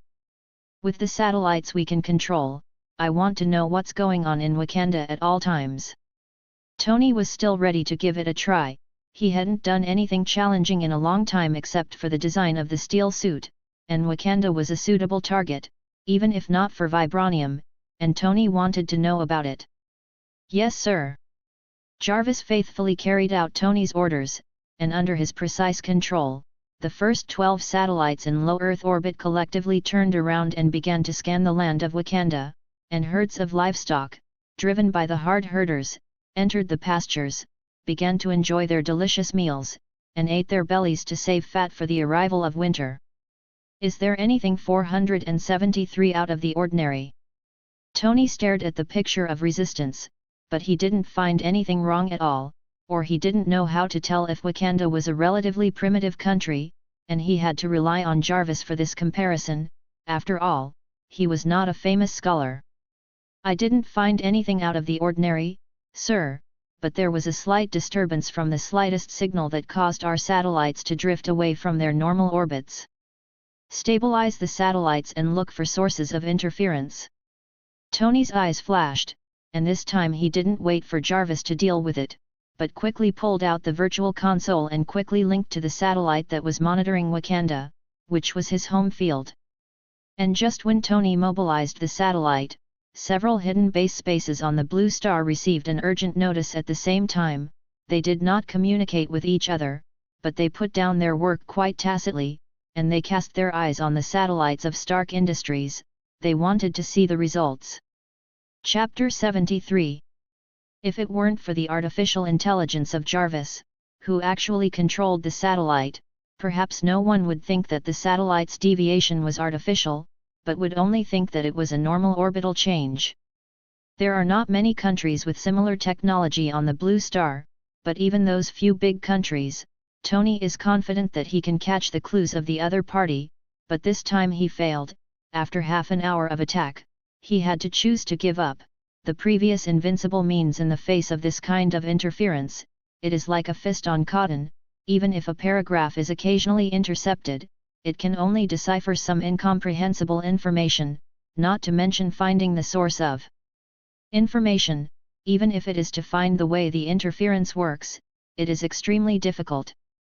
Tony watched with some frustration as the satellite gradually shifted from orbit, and all the images moved away from Wakanda, and now he believed that there was a powerful scientific and technological power on the African continent that everyone thought was a lost world, but a failure could not completely break his confidence.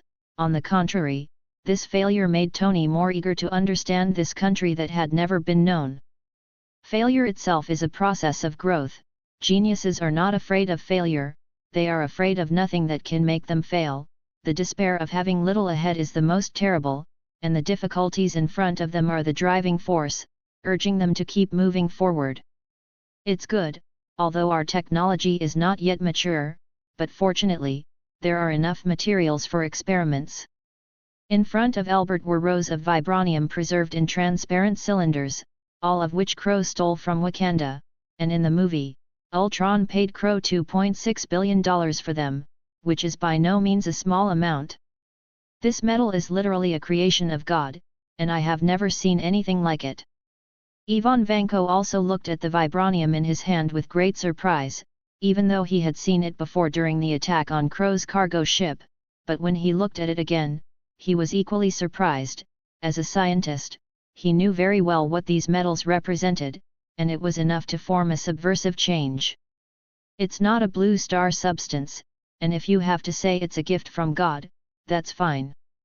Vibranium has a certain meaning to Albert, but for him who already has ether particles, the significance is not so great, and the reason why people intercept this batch of vibranium that is scattered outside Wakanda is naturally only part of the plan.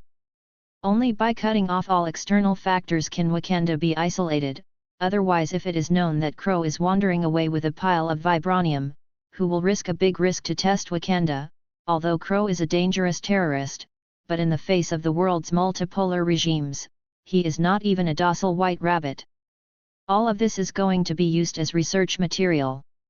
Ivan Vanko was a little impatient to start researching this new gadget, although he looked like a thug, but his heart for science was still very firm. Even if he knew the gap between himself and Tony Stark, he did not think of giving up, and sometimes he was more enthusiastic about scientific research than Killian. Of course not, you just take one batch out later, and seal all the others until you come up with a feasible way to use them, instead of simply shaping them. The strength of vibranium itself is very good, but the birth of Edelman alloy proves that it still has the possibility of growth, even if Albert himself doesn't need this very much, but he is still happy to strengthen his subordinates. The commander of the light pole is not easy to be, and thanks to the subordinates of Raza these years, he can spend it relatively easily. Boss, Tony Stark has taken the bait. We have detected that he is monitoring Wakanda, and is frequently adjusting Stark Industries satellites. Arrange for Ivan Vanko to deal with vibranium, and it didn't take long for Raza to bring him good news. Tony lived up to expectations in Wakanda Steel, since he couldn't capture and understand the other party's jamming signal, then use the most satellites to share the pressure. He didn't believe that the other party could really interfere with all the satellites at once. If you read a violent novel, go to Philo Novel Network. That's good news. What about those old things? Albert nodded with satisfaction. This was the result he wanted. Long before the plan began, he had conducted a detailed investigation of Wakanda, and the results did not touch much useful information, but he met a lot of peers who came and went, although there was no friendship, promise Zhao, flow, but the existence of each other was very clear. The attraction of vibranium is so huge, all countries that know the existence of this thing will pay more or less attention to Wakanda, although the internal understanding is very scarce, but the various external defense facilities, one by one, feel clearly. Tony used satellites to monitor Wakanda, instantly asked for 17 or 18 satellites from different countries, aimed at Stark Industries satellites for real-time monitoring. And this new member also let them see a different hope. The existence of the leader is for cohesion, and in this case, once there are more people, twisted into a rope, they will begin to have confidence, very blind confidence. Chapter 74. Damn, the interference is still too much, and the satellites maintain a normal field of view for 3 to 5 seconds at most, and then it starts to shift, and I need more satellites to share the pressure. After all the efforts to mobilize all the satellites that Stark Industries could use, there was still some way to go before it was successfully disengaged, but it turned out that Tony's approach did work. When the interferer acts on multiple targets at the same time, there is a certain degree of weakening, and the more targets, the more lines. Jarvis can do multiple tracking and finally lock on to an accurate location of the interferer. Sir, there are many military satellites following us, and the interference is further weakened. Just as Tony was thinking about whether to borrow a satellite from someone else, Jarvis suddenly reported an unexpected news to him, which made Tony laugh out loud. He was not the only one who wanted to fight Wakanda. Go ahead, send them a signal, I think we have enough allies. Tony has always been used to fighting alone, because geniuses don't need others to meddle in their own affairs, but to be honest, this feeling is not too bad. People always need the help of friends.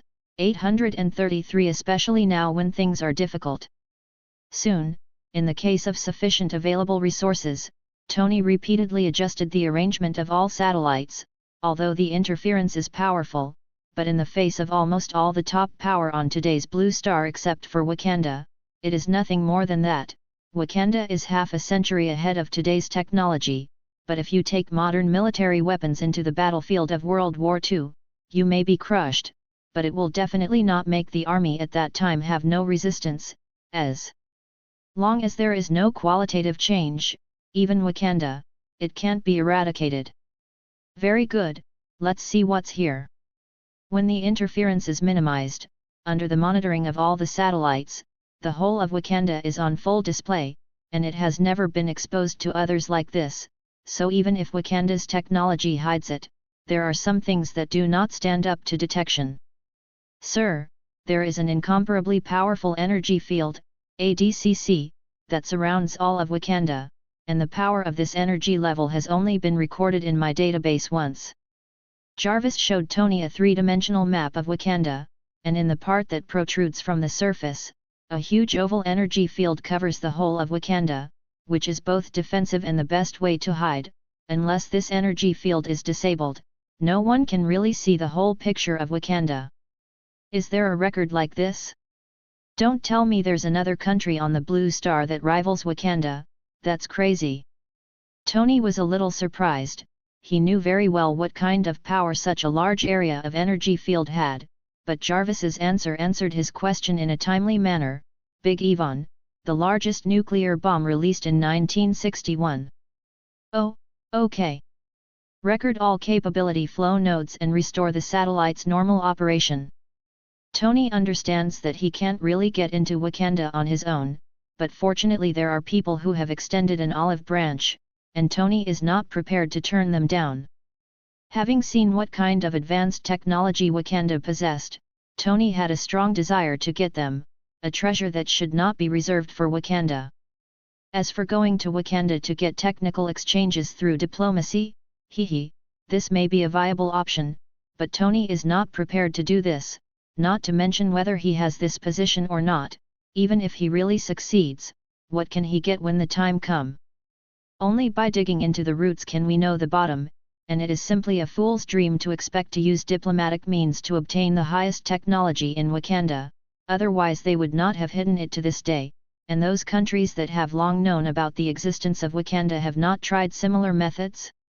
Plunder is the truth of everything, just as American ancestors did, and Tony believes that he is not the only one who thinks so.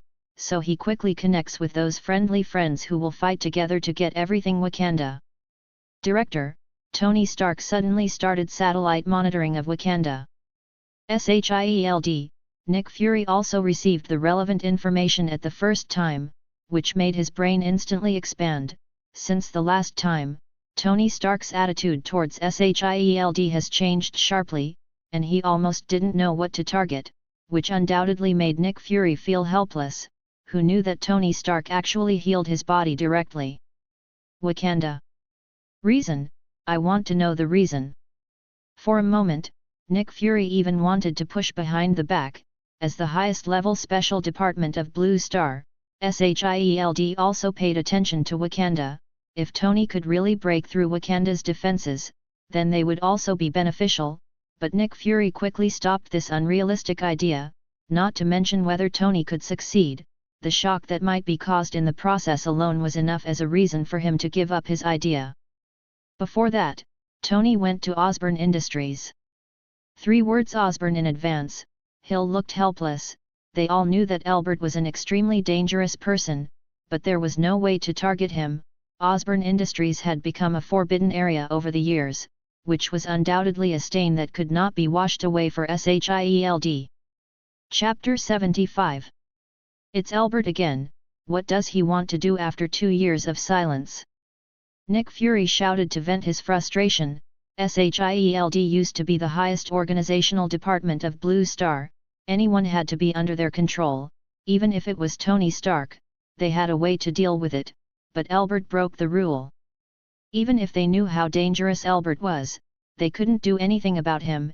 If he could destroy the entire Dark Elves in an instant, could he also destroy them? Keep a close eye on Tony Stark, and if he does something out of the ordinary, stop him. We can't turn the other cheek with Wakanda. Nick Fury said he was tired, but there were things that had to be done for the sake of the stability of the Blue Star, and that Wakanda was one of the most mysterious places on the Blue Star, and that Nick Fury knew what kind of power they had. There is no doubt that if there is a war, they will be a very formidable opponent. Nick Fury does not think that Wakanda is capable of defeating the world, but sometimes it is not that the opponent is inferior to you. You can provoke at will, and the wrath of the puff can still splash blood in 5 steps, completely angering a country that is half a century ahead of the Blue Star. The price paid must be extremely terrifying. But, Director, you know, Tony Stark won't listen to us at all. Hill shook his head helplessly. Tony Stark didn't have the attitude of SHIELD at all, not to mention that he might have been provoked by Albert, and it was not easy to stop him. The Wakanda incident is not a petty fight, and we cannot condone it to undermine international relations. Nick Fury's attitude hardened. The relationship between countries is different from that between people, although Tony Stark is a little reckless, but he used to know what to do and what not to do, but now he is a little out of bounds. Nick Fury is not sure if this is his own idea, but in any case, this is beyond the normal level. Yes, Director. Hill nodded, then looked at Nick Fury with some hesitation. gritted his teeth and said, "Director, I suggest that you better go for a psychological evaluation, you have been in a bad state lately." "Don't worry, I'm fine. It's just that it's been a bit of a hassle lately, so I'll just take a break." Nick turned his back to Hill and looked out of the helicarrier through the one-way glass, where several fighter jets began to fly away, not from SHIELD, but from the American government. After the Dark Elf attack, the wreckage of the battleship was divided, and the United States, as the landlord, naturally took the most, but greed would not be satisfied, and now the American government, which has digested a lot, began to pay attention to other things, and SHIELD is the brunt of it. Explicitly it was a technical exchange, but secretly he didn't want to get the research results of SHIELD, but Nick Fury couldn't refuse them, so that people from various departments on the helicarrier came up to communicate in 3 days, forcing Nick Fury to come up with something to calm things down. "All right then, I'll go to work first." Hill left the office with some doubts. Nick Fury hasn't encountered more trouble, but his mood swings have been too great lately, which is somewhat undeserved. If it is said that occasional emotional out of control Hill can be understood, but as an agent, it is still the top kind. Nick Fury should not let his emotions continue to get out of control, but Nick is her boss after all, and reminding is already the best she can do. At the moment when Hill left the office, Nick Fury sat on the chair with his head covered, as if he was enduring some pain, and when he looked up, a black streamer suddenly flashed in his eyes, and he turned around not to see a fighter take off, but to hide the abnormality in his eyes. "Zero begging for flowers." After a few minutes, Nick gasped violently and gradually returned to normal, but the bloodshot in his eyes showed that his state was not normal at all.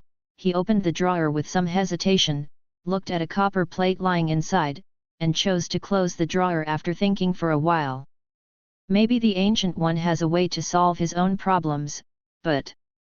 Remembering the similar sparkle in her eyes when she first saw Guyi, Nick Fury finally chose to wait, at least to maintain the status quo until the problem completely got out of hand. Nick Fury's thoughts began to wander. Was the Ancient One really unable to leave because he was blocking Dormammu? Or was she doing it on purpose? She didn't care if New York would be breached, and if the Dark Elves would kill a large number of civilians. Why did she think that Elbert would definitely make a move? Maybe the Ancient One was strong, but Elbert was just as terrible. Maybe the Ancient One just made an excuse at random, and the result was crooked. Elbert really made a move, and she didn't have the idea of protecting them at all. Unwarranted thoughts spread wildly in Nick Fury's mind, and some thoughts that he didn't think about at all suddenly popped up and continued to sprout, eventually forming a deep suspicion of the Ancient One. "Yes, let's continue like this, ha ha ha ha ha." The Dark World, an indescribable terrible shadow crossed the dimension, looking at Nick Fury, who was caught in the inducement of thinking. He smiled excitedly. The Ancient One felt that he could stop him forever, but as the master of the dark dimension, he was omnipresent. As long as there was still darkness, he could reach anywhere, and only a small carrier was enough. Chapter 76.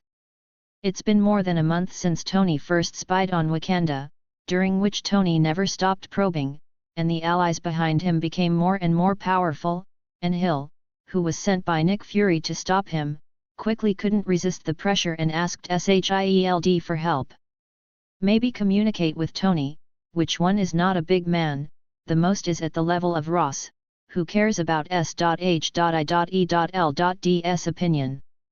Although they will still give some face on the surface, after all, SHIELD belongs to the Security Council, and in the final analysis, it is still a global organization, and it has the right to interfere with them, but in fact, what should be done? Can it, if you want to sanction us, you can, come up with evidence.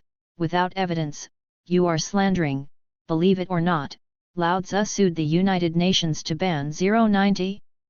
In the face of such a fearless attitude, SHIELD is also the first too big. These are grandfathers, none of them are easy to mess with, even the system SHIELD can't get in, what to get evidence. What's more, Wakanda is registered with the United Nations, it is just a third world country. What position does SHIELD use to stop them? Explain the situation in Wakanda? That will only make this group of guys more blatant, since it is you Wakanda who is unkind and deceives the world, then don't blame me for being unjust. Therefore, the intervention of SHIELD is a joke.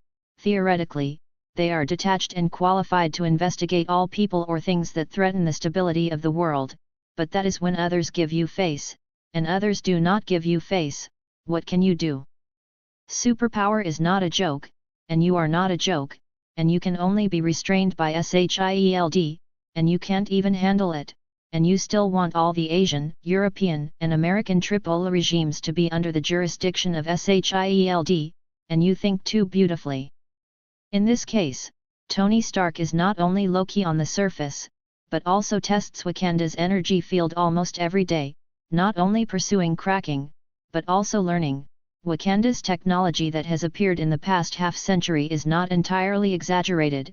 Even a genius like Tony is hungry to absorb the knowledge beyond his imagination, and then share the essence of it with allies in exchange for greater support. Just the way Wakanda operates energy makes many people feel that this wave is not a loss, so they are even more satisfied with Tony's requirements, and take the initiative to help him stop the investigation of SHIELD, CIA, and other departments. Just a peripheral defense can make them benefit a lot, so what if they can successfully enter Wakanda? As Stark Industries' partner on the surface, as well as the actual instigator of the matter, Osborn Industries is naturally listed as Tony's preferred ally, and Albert's attitude to this makes Tony a little surprised. You can talk about something, but Osborn Industries is not involved, and we don't want the technology you get, and the whole process is in an OB state. Boss, do you think Tony Stark can succeed? Are we really not going to make a profit? Raza looked at the various information about Wakanda sent by Tony, and asked with some itching, this is a good opportunity, and the law is not responsible. Even if something happens, Stark Industries will be on top.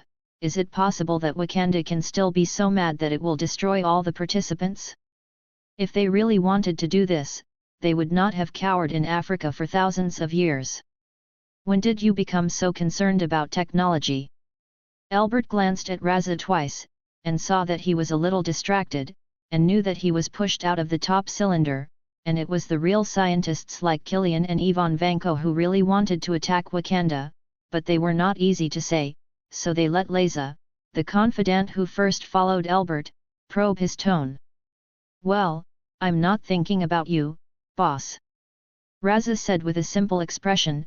He hasn't learned much over the years, but he has learned a lot about the ability of the smiling tiger, and the original fierce face now looks a little kind, but if anyone really judges people by their appearance, they are ready to leave their heads behind zero. Okay, go and tell them that I don't get involved in Wakanda, and I won't stop them if they want to do it alone. Wakanda does have a lot of good things, but it's not a substitute. Albert just wants to have some fun in this quiet life. There is no need to be a clown himself, and he has to risk his life, and you find a time to be sold by Crow to Tony for a good price. If you read a violent novel, go to Philo Novel Network. Yes, boss. Raza lowered his head, and then walked out of the office. He didn't want to pay attention to this matter. After all, technology or something, he really didn't understand. It would be more refreshing if you let him take the lead in the charge. But under the same roof, Killian and Ivan Vanko came to him. He couldn't refuse, and now that Albert has something to say, he has an explanation. Wakanda. Scold. Albert looked at the location of Wakanda on the world map and sneered, fighting against the whole world will inevitably pay a price. If Asgard is not on Blue Star 2.7, it is nothing, but since you are in Blue Star, you still expect to be incognito now. That is to think too much. Leading technology does not mean sitting back and relaxing. This is the Marvel Universe, a world flooded with all kinds of black technology. If you want to protect Wakanda from being invaded, it is far from enough to rely on an energy field. Now you are just working in secret. In order to look good, everyone will consciously reduce the scope of influence, but once it really makes a big incident, believe it or not, Wakanda instantly became the target of public criticism? The ultimate outcome for the children who swagger through the market with a lot of money is their outcome: either compromise or be forced to compromise, unless Wakanda can subdue the vast majority of international powers. But is this possible?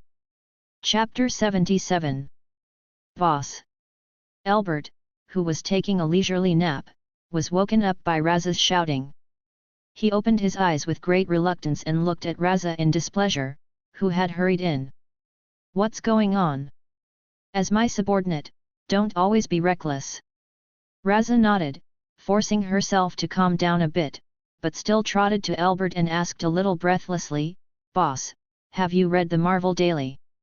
Albert frowned slightly, with a bad premonition, and before he could speak, Raza had already handed the tablet in front of him, and a news on the screen that exploded into the universe was eye-catching.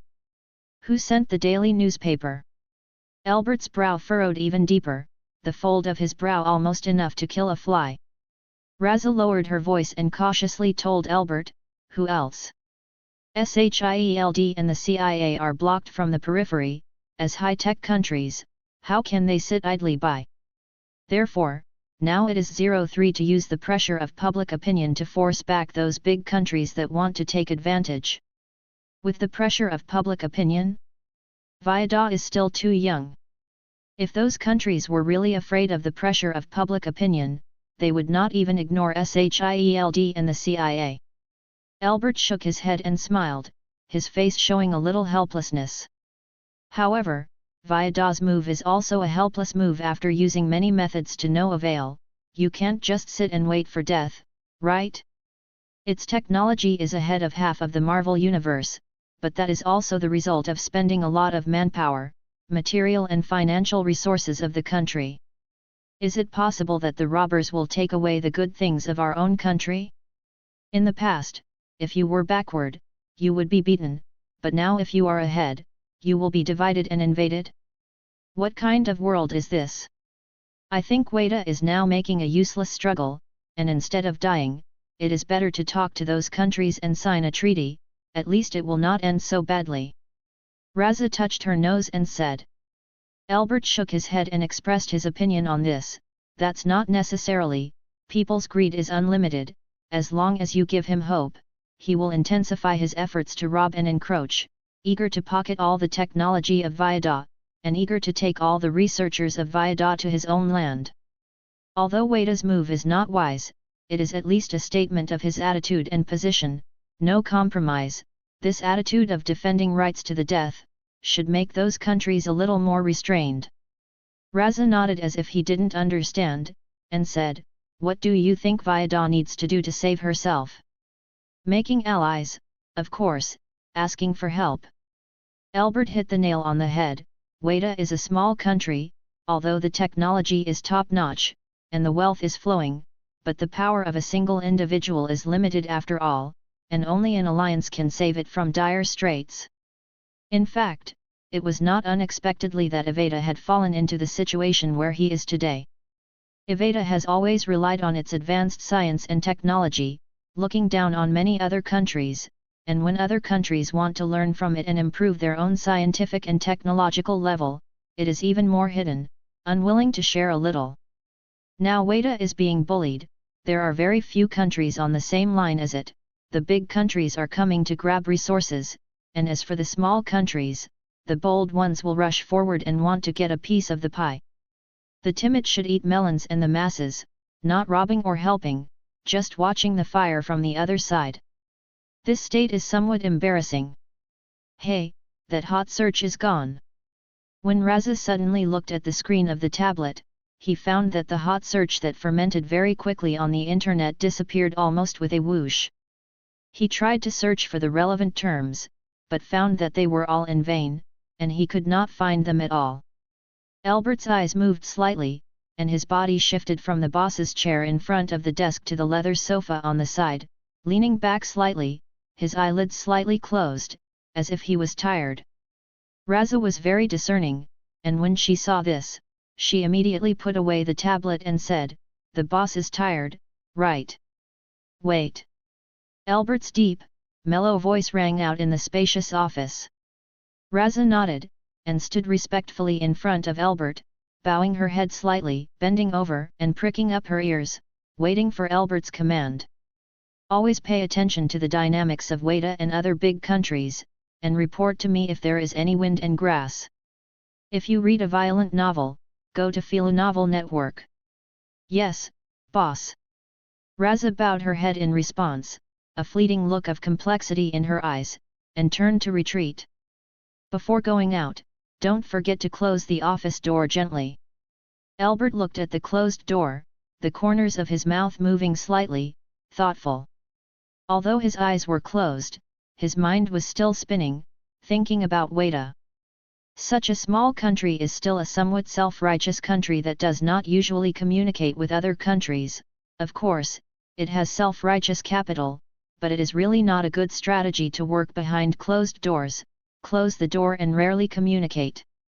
Of course, there is a reason for this, and its closed door is not closed as everyone thinks, but to avoid the theft of the country's top secrets. But there are two sides to everything, and the consequence of this is that it has no friends, and now it is in a situation where 170 is isolated and helpless.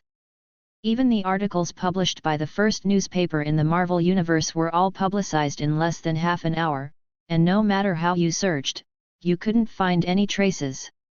Elbert could have sat idly by, but in fact it was none of his business.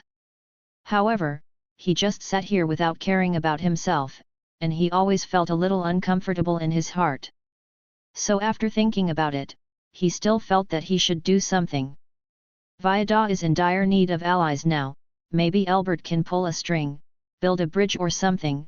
He doesn't covet Weta's things, but he can't bear to watch such a technological power being carved up and there is no scum left. As soon as this idea came to his mind, Elbert himself was surprised. You must know that when he first crossed into this world, his mentality was completely different from what he is now. At that time, he was not very interested in everything, and he didn't have any big pursuits. At that time, the idea was that if he came, he would be safe, and God gave him a new identity, let him come to the Marvel Universe and live as Elbert, then he would live well, not cause trouble or make trouble, and it would be enough to spend this life in peace. But who knew that so many things had happened later, including the current Weta incident, so that he could no longer be just an ordinary spectator. Chapter 78. Elbert made a pot of green tea, poured himself a cup, and led it to the floor-to-ceiling window. The freshly brewed green tea is full of white steam, and the fragrance of tea is overflowing. Although the man sipped the tea, his mind was not on the tea. Caroline arrived just in time, and as soon as Elbert had finished her cup of tea, she pushed open the office door and walked in. "Boss, this is the latest report from the Star Laboratory, please take a look." Caroline turned to go out after her debriefing, but Elbert stopped her. "Boss." Caroline bowed her head slightly, waiting for Elbert's orders. Elbert's slender fingers ran over the pattern of the teacup, and he glanced at the report on his desk, but did not look through it. He now had more important things to do. Raising his eyes slightly, his voice was as leisurely as his expression. "I haven't seen Mr. Tony in a while, so I miss him and ask him over for a cup of tea." "Yes, boss." Of course, Elbert didn't think about Tony, let alone invite him over for tea. But Caroline, as a secretary, of course, doesn't ask too much. Years of secretarial life have taught her what to ask and what not to ask. Drink tea? Who has the time to drink tea with him? Tony, who listened to Jasvi's report, rolled his eyes.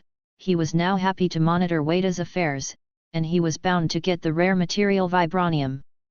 "Tell Elbert that Lao-Tzu is very busy, tell him not to bother me if he is fine." After Tony finished speaking to Jasvi, his attention continued to return to the computer screen, and the department in charge of monitoring would always synchronize the information to him. However, apart from the hot surge 2 hours ago, Viada has no more response to Tasker Industries and some other ambitious forces for the time being. What is the most powerful technology in the Marvel Universe? What is half a century ahead? Under their power, it's not like an egg, and the egg dares to touch a stone, which is simply beyond their own strength. Jasvi didn't leave immediately, looking at Tony who was back to work, and stopped talking. Tony suddenly looked up and saw that Jasvi was still there, frowning slightly dissatisfied. "Why don't you leave? Stay here to hinder my eyes." Jasvi then spoke cautiously, but the messenger from Albert's side said, "Please make sure you come over, Mr. Albert wants to talk to you about Wada." Tony was so angry that he wanted to hit someone, and his sharp gaze shot at Jasvi. "You can't finish talking all at once." Jasvi lowered his head and didn't dare to speak. The boss has been too irritable lately, so it's better to talk less. As he spoke, Tony picked up his coat on the back of his chair and hurried out the door. When he reached the door, he stopped again and looked back. "Are you done talking?" Jasvi shook his head again and said no. Tony said coldly, "Then don't go quickly, go down and drive me." Tony's car soon found itself under the Osben building. The towering building and the bright glass dazzled him. "Nasty Albert, why do you have to drink tea at this time? I really don't want to come to this place at all." Tony got out of the car and chattered endlessly. "Tuko is complaining, he is not really reluctant to come, it is a matter of Wada, and he will come if he is reluctant. If you read a violent novel, go to Philo Novel Network." Caroline quickly picked up Tony and invited him to sit in the reception room. "What about Albert?" As soon as Tony's ass sat on the couch, he couldn't wait to ask where Albert was. Caroline replied respectfully, "Mr. Tony, wait a minute, the boss is still in a meeting and will be over soon." "What, do you want me to wait for him?" Tony was so angry that he got up to leave, and Caroline hurriedly smiled, "Don't be angry, the meeting will be over soon, and the boss will be over soon." Tony suppressed his anger and sat back on the couch in great displeasure.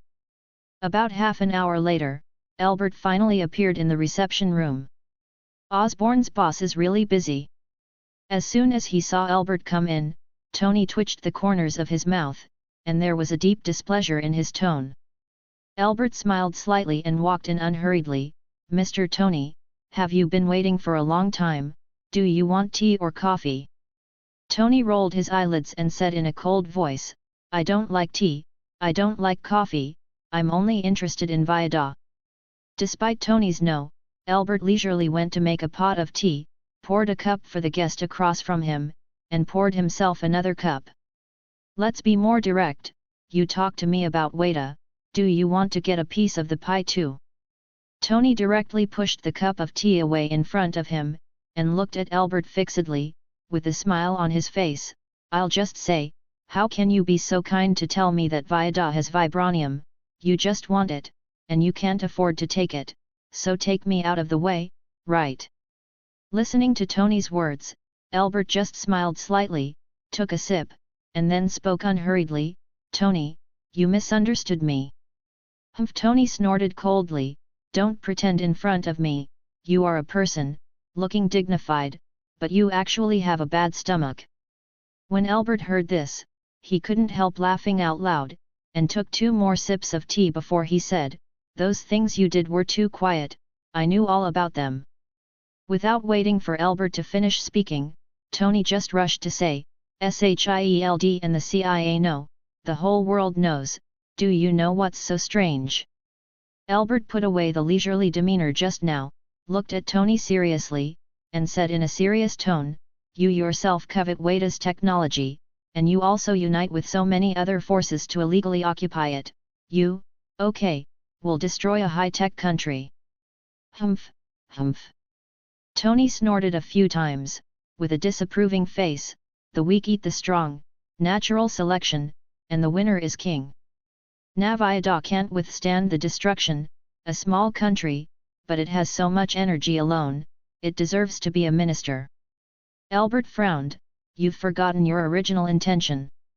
Tony laughed a little sneeringly, "My original intention is to be the strongest in this Marvel world, at all costs, not afraid of all means." Albert silent. "It worked, and it worked." The power of the agitation he used against Tony was far greater than he expected. Now Tony's inner greed has reached its peak. Although I am hegemonic, I also understand that good things are meant to be shared by everyone. Albert, we've been working together for so long, and Wada deserves your piece of the big cake. Tony said. Chapter 79. Albert shook his head and said without thinking, "Thank you, but I don't need this cake." Tony's eyes moved slightly, his hands spread out on the armrests of the sofa, and his tone was a little lazy. "Then what are you looking for me to do?" "No," Albert looked up at Tony, "I don't expect you to stop, I just hope you can have a little bottom line, and your subordinates will be merciful, and don't rush to kill them all. After all, Viada is also part of the Marvel Universe, and you can take what you want, but you can't disrupt the order of the planet." "Hey!" Tony seemed to have heard some big joke.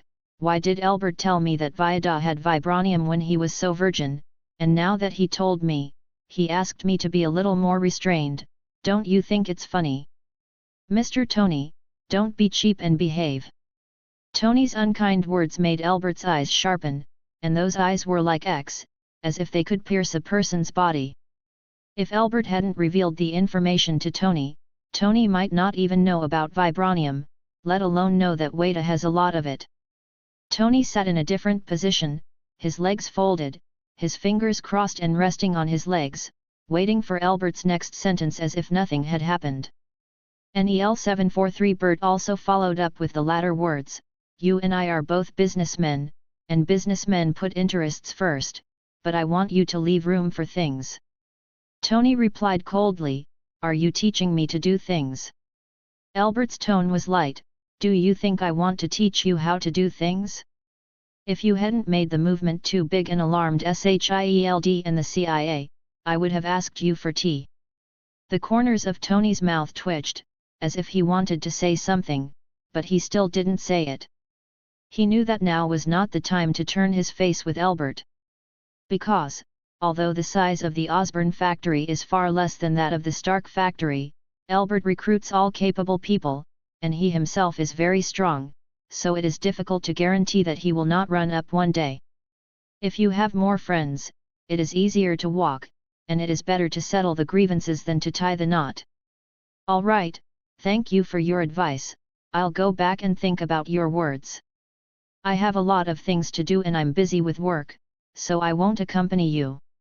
Tony got up from the couch as he spoke, straightened the tie on his chest, and strode out. Albert glanced at the tea that was already cold on the table, and couldn't help but complain to the door, "It's a waste of my good tea, my friend specially brought it back from the continent next door, it's really a tyrannical thing." Tony, who had already reached the door, paused, and Albert could only see his back, not the expression on his face. But Albert was sure that Tony's face must have stinked. That's what he wants. Tony isn't happy, it's fast. This is also a way of fighting against sworn enemies, anyway, that's what Albert thinks in his heart. Raza returns to report that the latest news is that Viada is looking for allies. Albert nodded, "Well, Viada isn't too stupid." Raza couldn't help but give Albert a thumbs up, "Boss, you're really amazing, accurately predicting where things will go."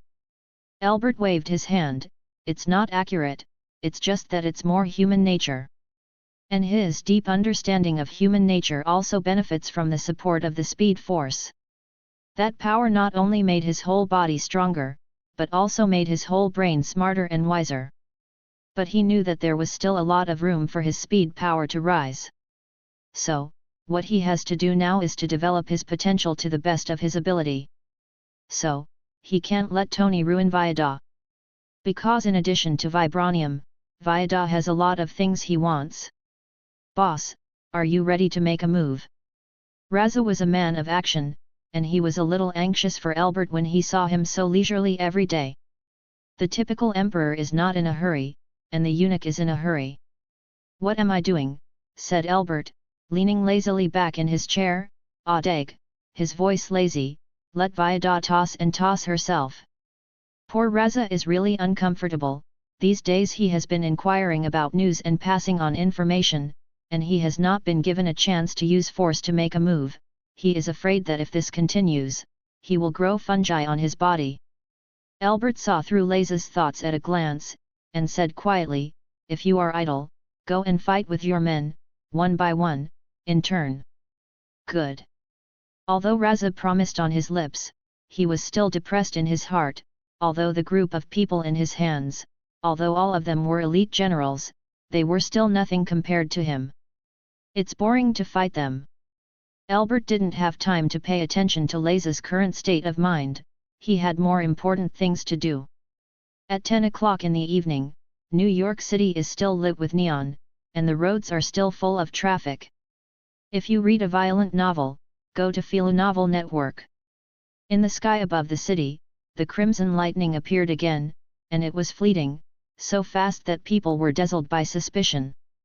Albert looked deeply at the city that never sleeps, and his heart was even more excited. 3 years have passed, and he has also changed from a low-level researcher who was said to be cut at that time to the leader of Osborne Industries. But he knows this is just the beginning. He remembered the door all the time, the door that didn't exist. For him, that door is pressure and motivation, hope and fear. Every time he thinks of this, he will urge himself, faster, faster, to accelerate the accumulation of capital, and accelerate the improvement of his energy field. Only in this way can he calmly deal with all the unknown. He flew around New York City and finally landed in front of his villa. Pressing the familiar 6-digit code, the door to the villa opened instantly, and Albert slowly walked inside. Taking off his shiny leather shoes and replacing them with large, fluffy slippers, he was about to get a bottle of red wine. At this time, the mobile phone in the pocket vibrated violently. He took out his phone and saw that it was a string of new text messages. Sent by Leiza. "Boss, the latest news, Weta has found new allies, Alaska and Bangladesh." Albert only glanced at it and threw the phone back on the couch. Alaska and Bangladesh are both small countries, even smaller than Weta. At present, Weta can only find allies at this level. Bigger, stronger nations don't bother to form an alliance with it, despite the fact that it has the most powerful technology in the Marvel Universe. Tony, on the other hand, didn't know if he listened to Albert's words or for some other reason, so he didn't act rashly for the time being. Now the situation is stable, as usual. Chapter 80. Things were going according to plan, and Albert didn't have to worry too much about it. He opened a bottle of red wine and poured himself a glass, shaking the scarlet liquid in the glass as he walked to the floor-to-ceiling window. In fact, his ability is getting stronger and stronger. Not only the speed has accelerated from the initial 200 sound speeds to the current 300 factors. At the same time, he also has a powerful skill, stealth skills. Whether it's day or night, he can enter any place he wants, and he can come and go freely. With this stealth skill and his super speed, it was extremely easy for him to rob money and loot. But that's a violation of the law, you can't do it, he's a good law-abiding citizen. Under his management, Osborne Industry is also thriving, although the current speed of money is far from his expectations, but after all, it is getting better and better. Now he not only has dozens of luxury cars and several villas that he bought in full, but also bars and estates. If he wants, he can even buy a street directly. But Albert felt that there was no need for that. Glancing at the bright night outside, he craned his neck, drank the liquid from his glass in one gulp, and turned to walk to the sofa. In front of the sofa is a small boxy table with a laptop on it. Albert didn't think much of it, held the mouse in his hand, and entered a black website. This is a website where he can see foreign information, where he browses information about Weta and the two small countries it is allied with. Checking information is only one thing, the second is also the more important purpose. Albert wants to find a local spy on Weta to provide him with a steady stream of updates. Albert knew very well that no matter how long his hand was extended, no matter how capable his men were, it would not be as good as a local spy over there, and he would be better informed. Moreover, finding someone in Wada is not easy to expose, and it is more convenient for him to carry out his plan. The transaction on the black network is very reliable, and the spy you find will never stab Lu Ziyi. Because, capable people can enter the dark network, and those who can do transactions are all abiding by the rules. As long as the money is in place, nothing is a problem. Even when Albert was in New York, he was able to plan outside of the city. After arranging the spy, he opened the stock software again, ready to sell the stock in batches. The reason for selling in batches is very simple: he has too many chips in his hand, the amount of money is too large, and it will be too noticeable to sell them all at once, and he doesn't want to attract attention. Everyone knows that Osborne Industries has been prosperous in the past 2 years, and it is not as lifeless as before, and it is also known that Albert makes a lot of money. But how much money he earned, no one knows the exact figure. Of course, they won't know the exact number. After all, Albert's current amount of money is far from being on the Forbes rich list. However, his abundant funds should not be underestimated, otherwise, he would not be able to invest 2 billion yuan in the stock market at one time. Moreover, these 20 billion, he is all pressed on Tasker's stock. The level of madness is staggering. However, he proved to be the right move. The market capitalization of Tasker's stock is so large, even if it falls, it will not plummet all at once, and he has the time to operate. Fortunately, the stock rose as he wished, making a profit of 11 percentage points. For such a large amount of capital, this profit is really very impressive.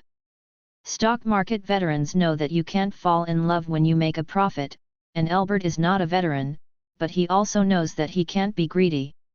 After all, a bird in hand is better than 100 birds in the forest. After the operation, Albert turned off the stock software, and finally came the most relaxing moment of the day. Soak in a hot bath and sleep soundly. The next day, he was woken up by the sound of his stomach rumbling. If you read a violent novel, go to Novel Network. In the past, Albert used to read a morning newspaper before going down for breakfast. But today, he was so hungry that he had to skip this link, and after a simple wash, he went straight downstairs to have breakfast. The nanny had just brought the delicate breakfast to the table and was about to go up to call Albert, only to find the man already sitting at the table. "Sir, please dine," the nanny said respectfully and stepped aside. After breakfast, Albert walked out the door, and the driver had already driven over and was waiting there. Sitting in the car, Albert realizes one thing: he seems to be hungry especially easily since he has one more stealth skill. 0 begging for flowers. In addition to having to eat a late-night snack, he woke up earlier than usual in the morning, from hunger. Fortunately, it didn't affect him too much, and he didn't think it was a bad thing. He got so much, he should exchange something. What's more, becoming a foodie is not a bad thing. The direction of the luxury car is not the headquarters building in Osborne, because today is not a working day. Today is Saturday, and it's Albert's day off. The place he goes to now is a Manhattan restaurant. New York is a city full of hidden dangers, but also bustling and lively. In other cities, at 8 o'clock in the morning, the doors of the shops are still closed. But in New York, as soon as the sky is dark, you can see the mall, the door of the store is wide open, and the owner and staff are welcoming you with the most warm smiles. That's why there are so many places to stay, but Albert chose New York. The city is lively, vibrant, hopeful, and ambitious. Albert had rarely come to the restaurant before, because the food did not tempt him much, and he was not willing to waste even the little time he spent eating if it were not for the sake of life. After becoming a foodie, he began to catch a cold on what he ate. At the same time, he was surprised to find that the intake of good food helped him replenish his energy. Not the kind of energy that maintains the body's functions, but the kind of energy that enhances his body's superpowers. Of course, the food that can enhance his physical superpower is not ordinary food, but food from all over the world, and it is an unusual food. The Manhattan restaurant is the largest food import restaurant in New York and even in the United States. Albert eats what is in this restaurant, which helps him evolve. In addition to food, he discovers that some rare metals can also help him evolve, such as vibranium, which is abundant in Weta. So now he has another side quest, collecting vibranium to increase his power. The global limited edition luxury car is driving smoothly on the wide road. Albert lowered the window of the car for a short time, and the gentle wind of the early morning blew on his face, comfortable and beautiful. End of the chapter. Like and subscribe for more videos like this.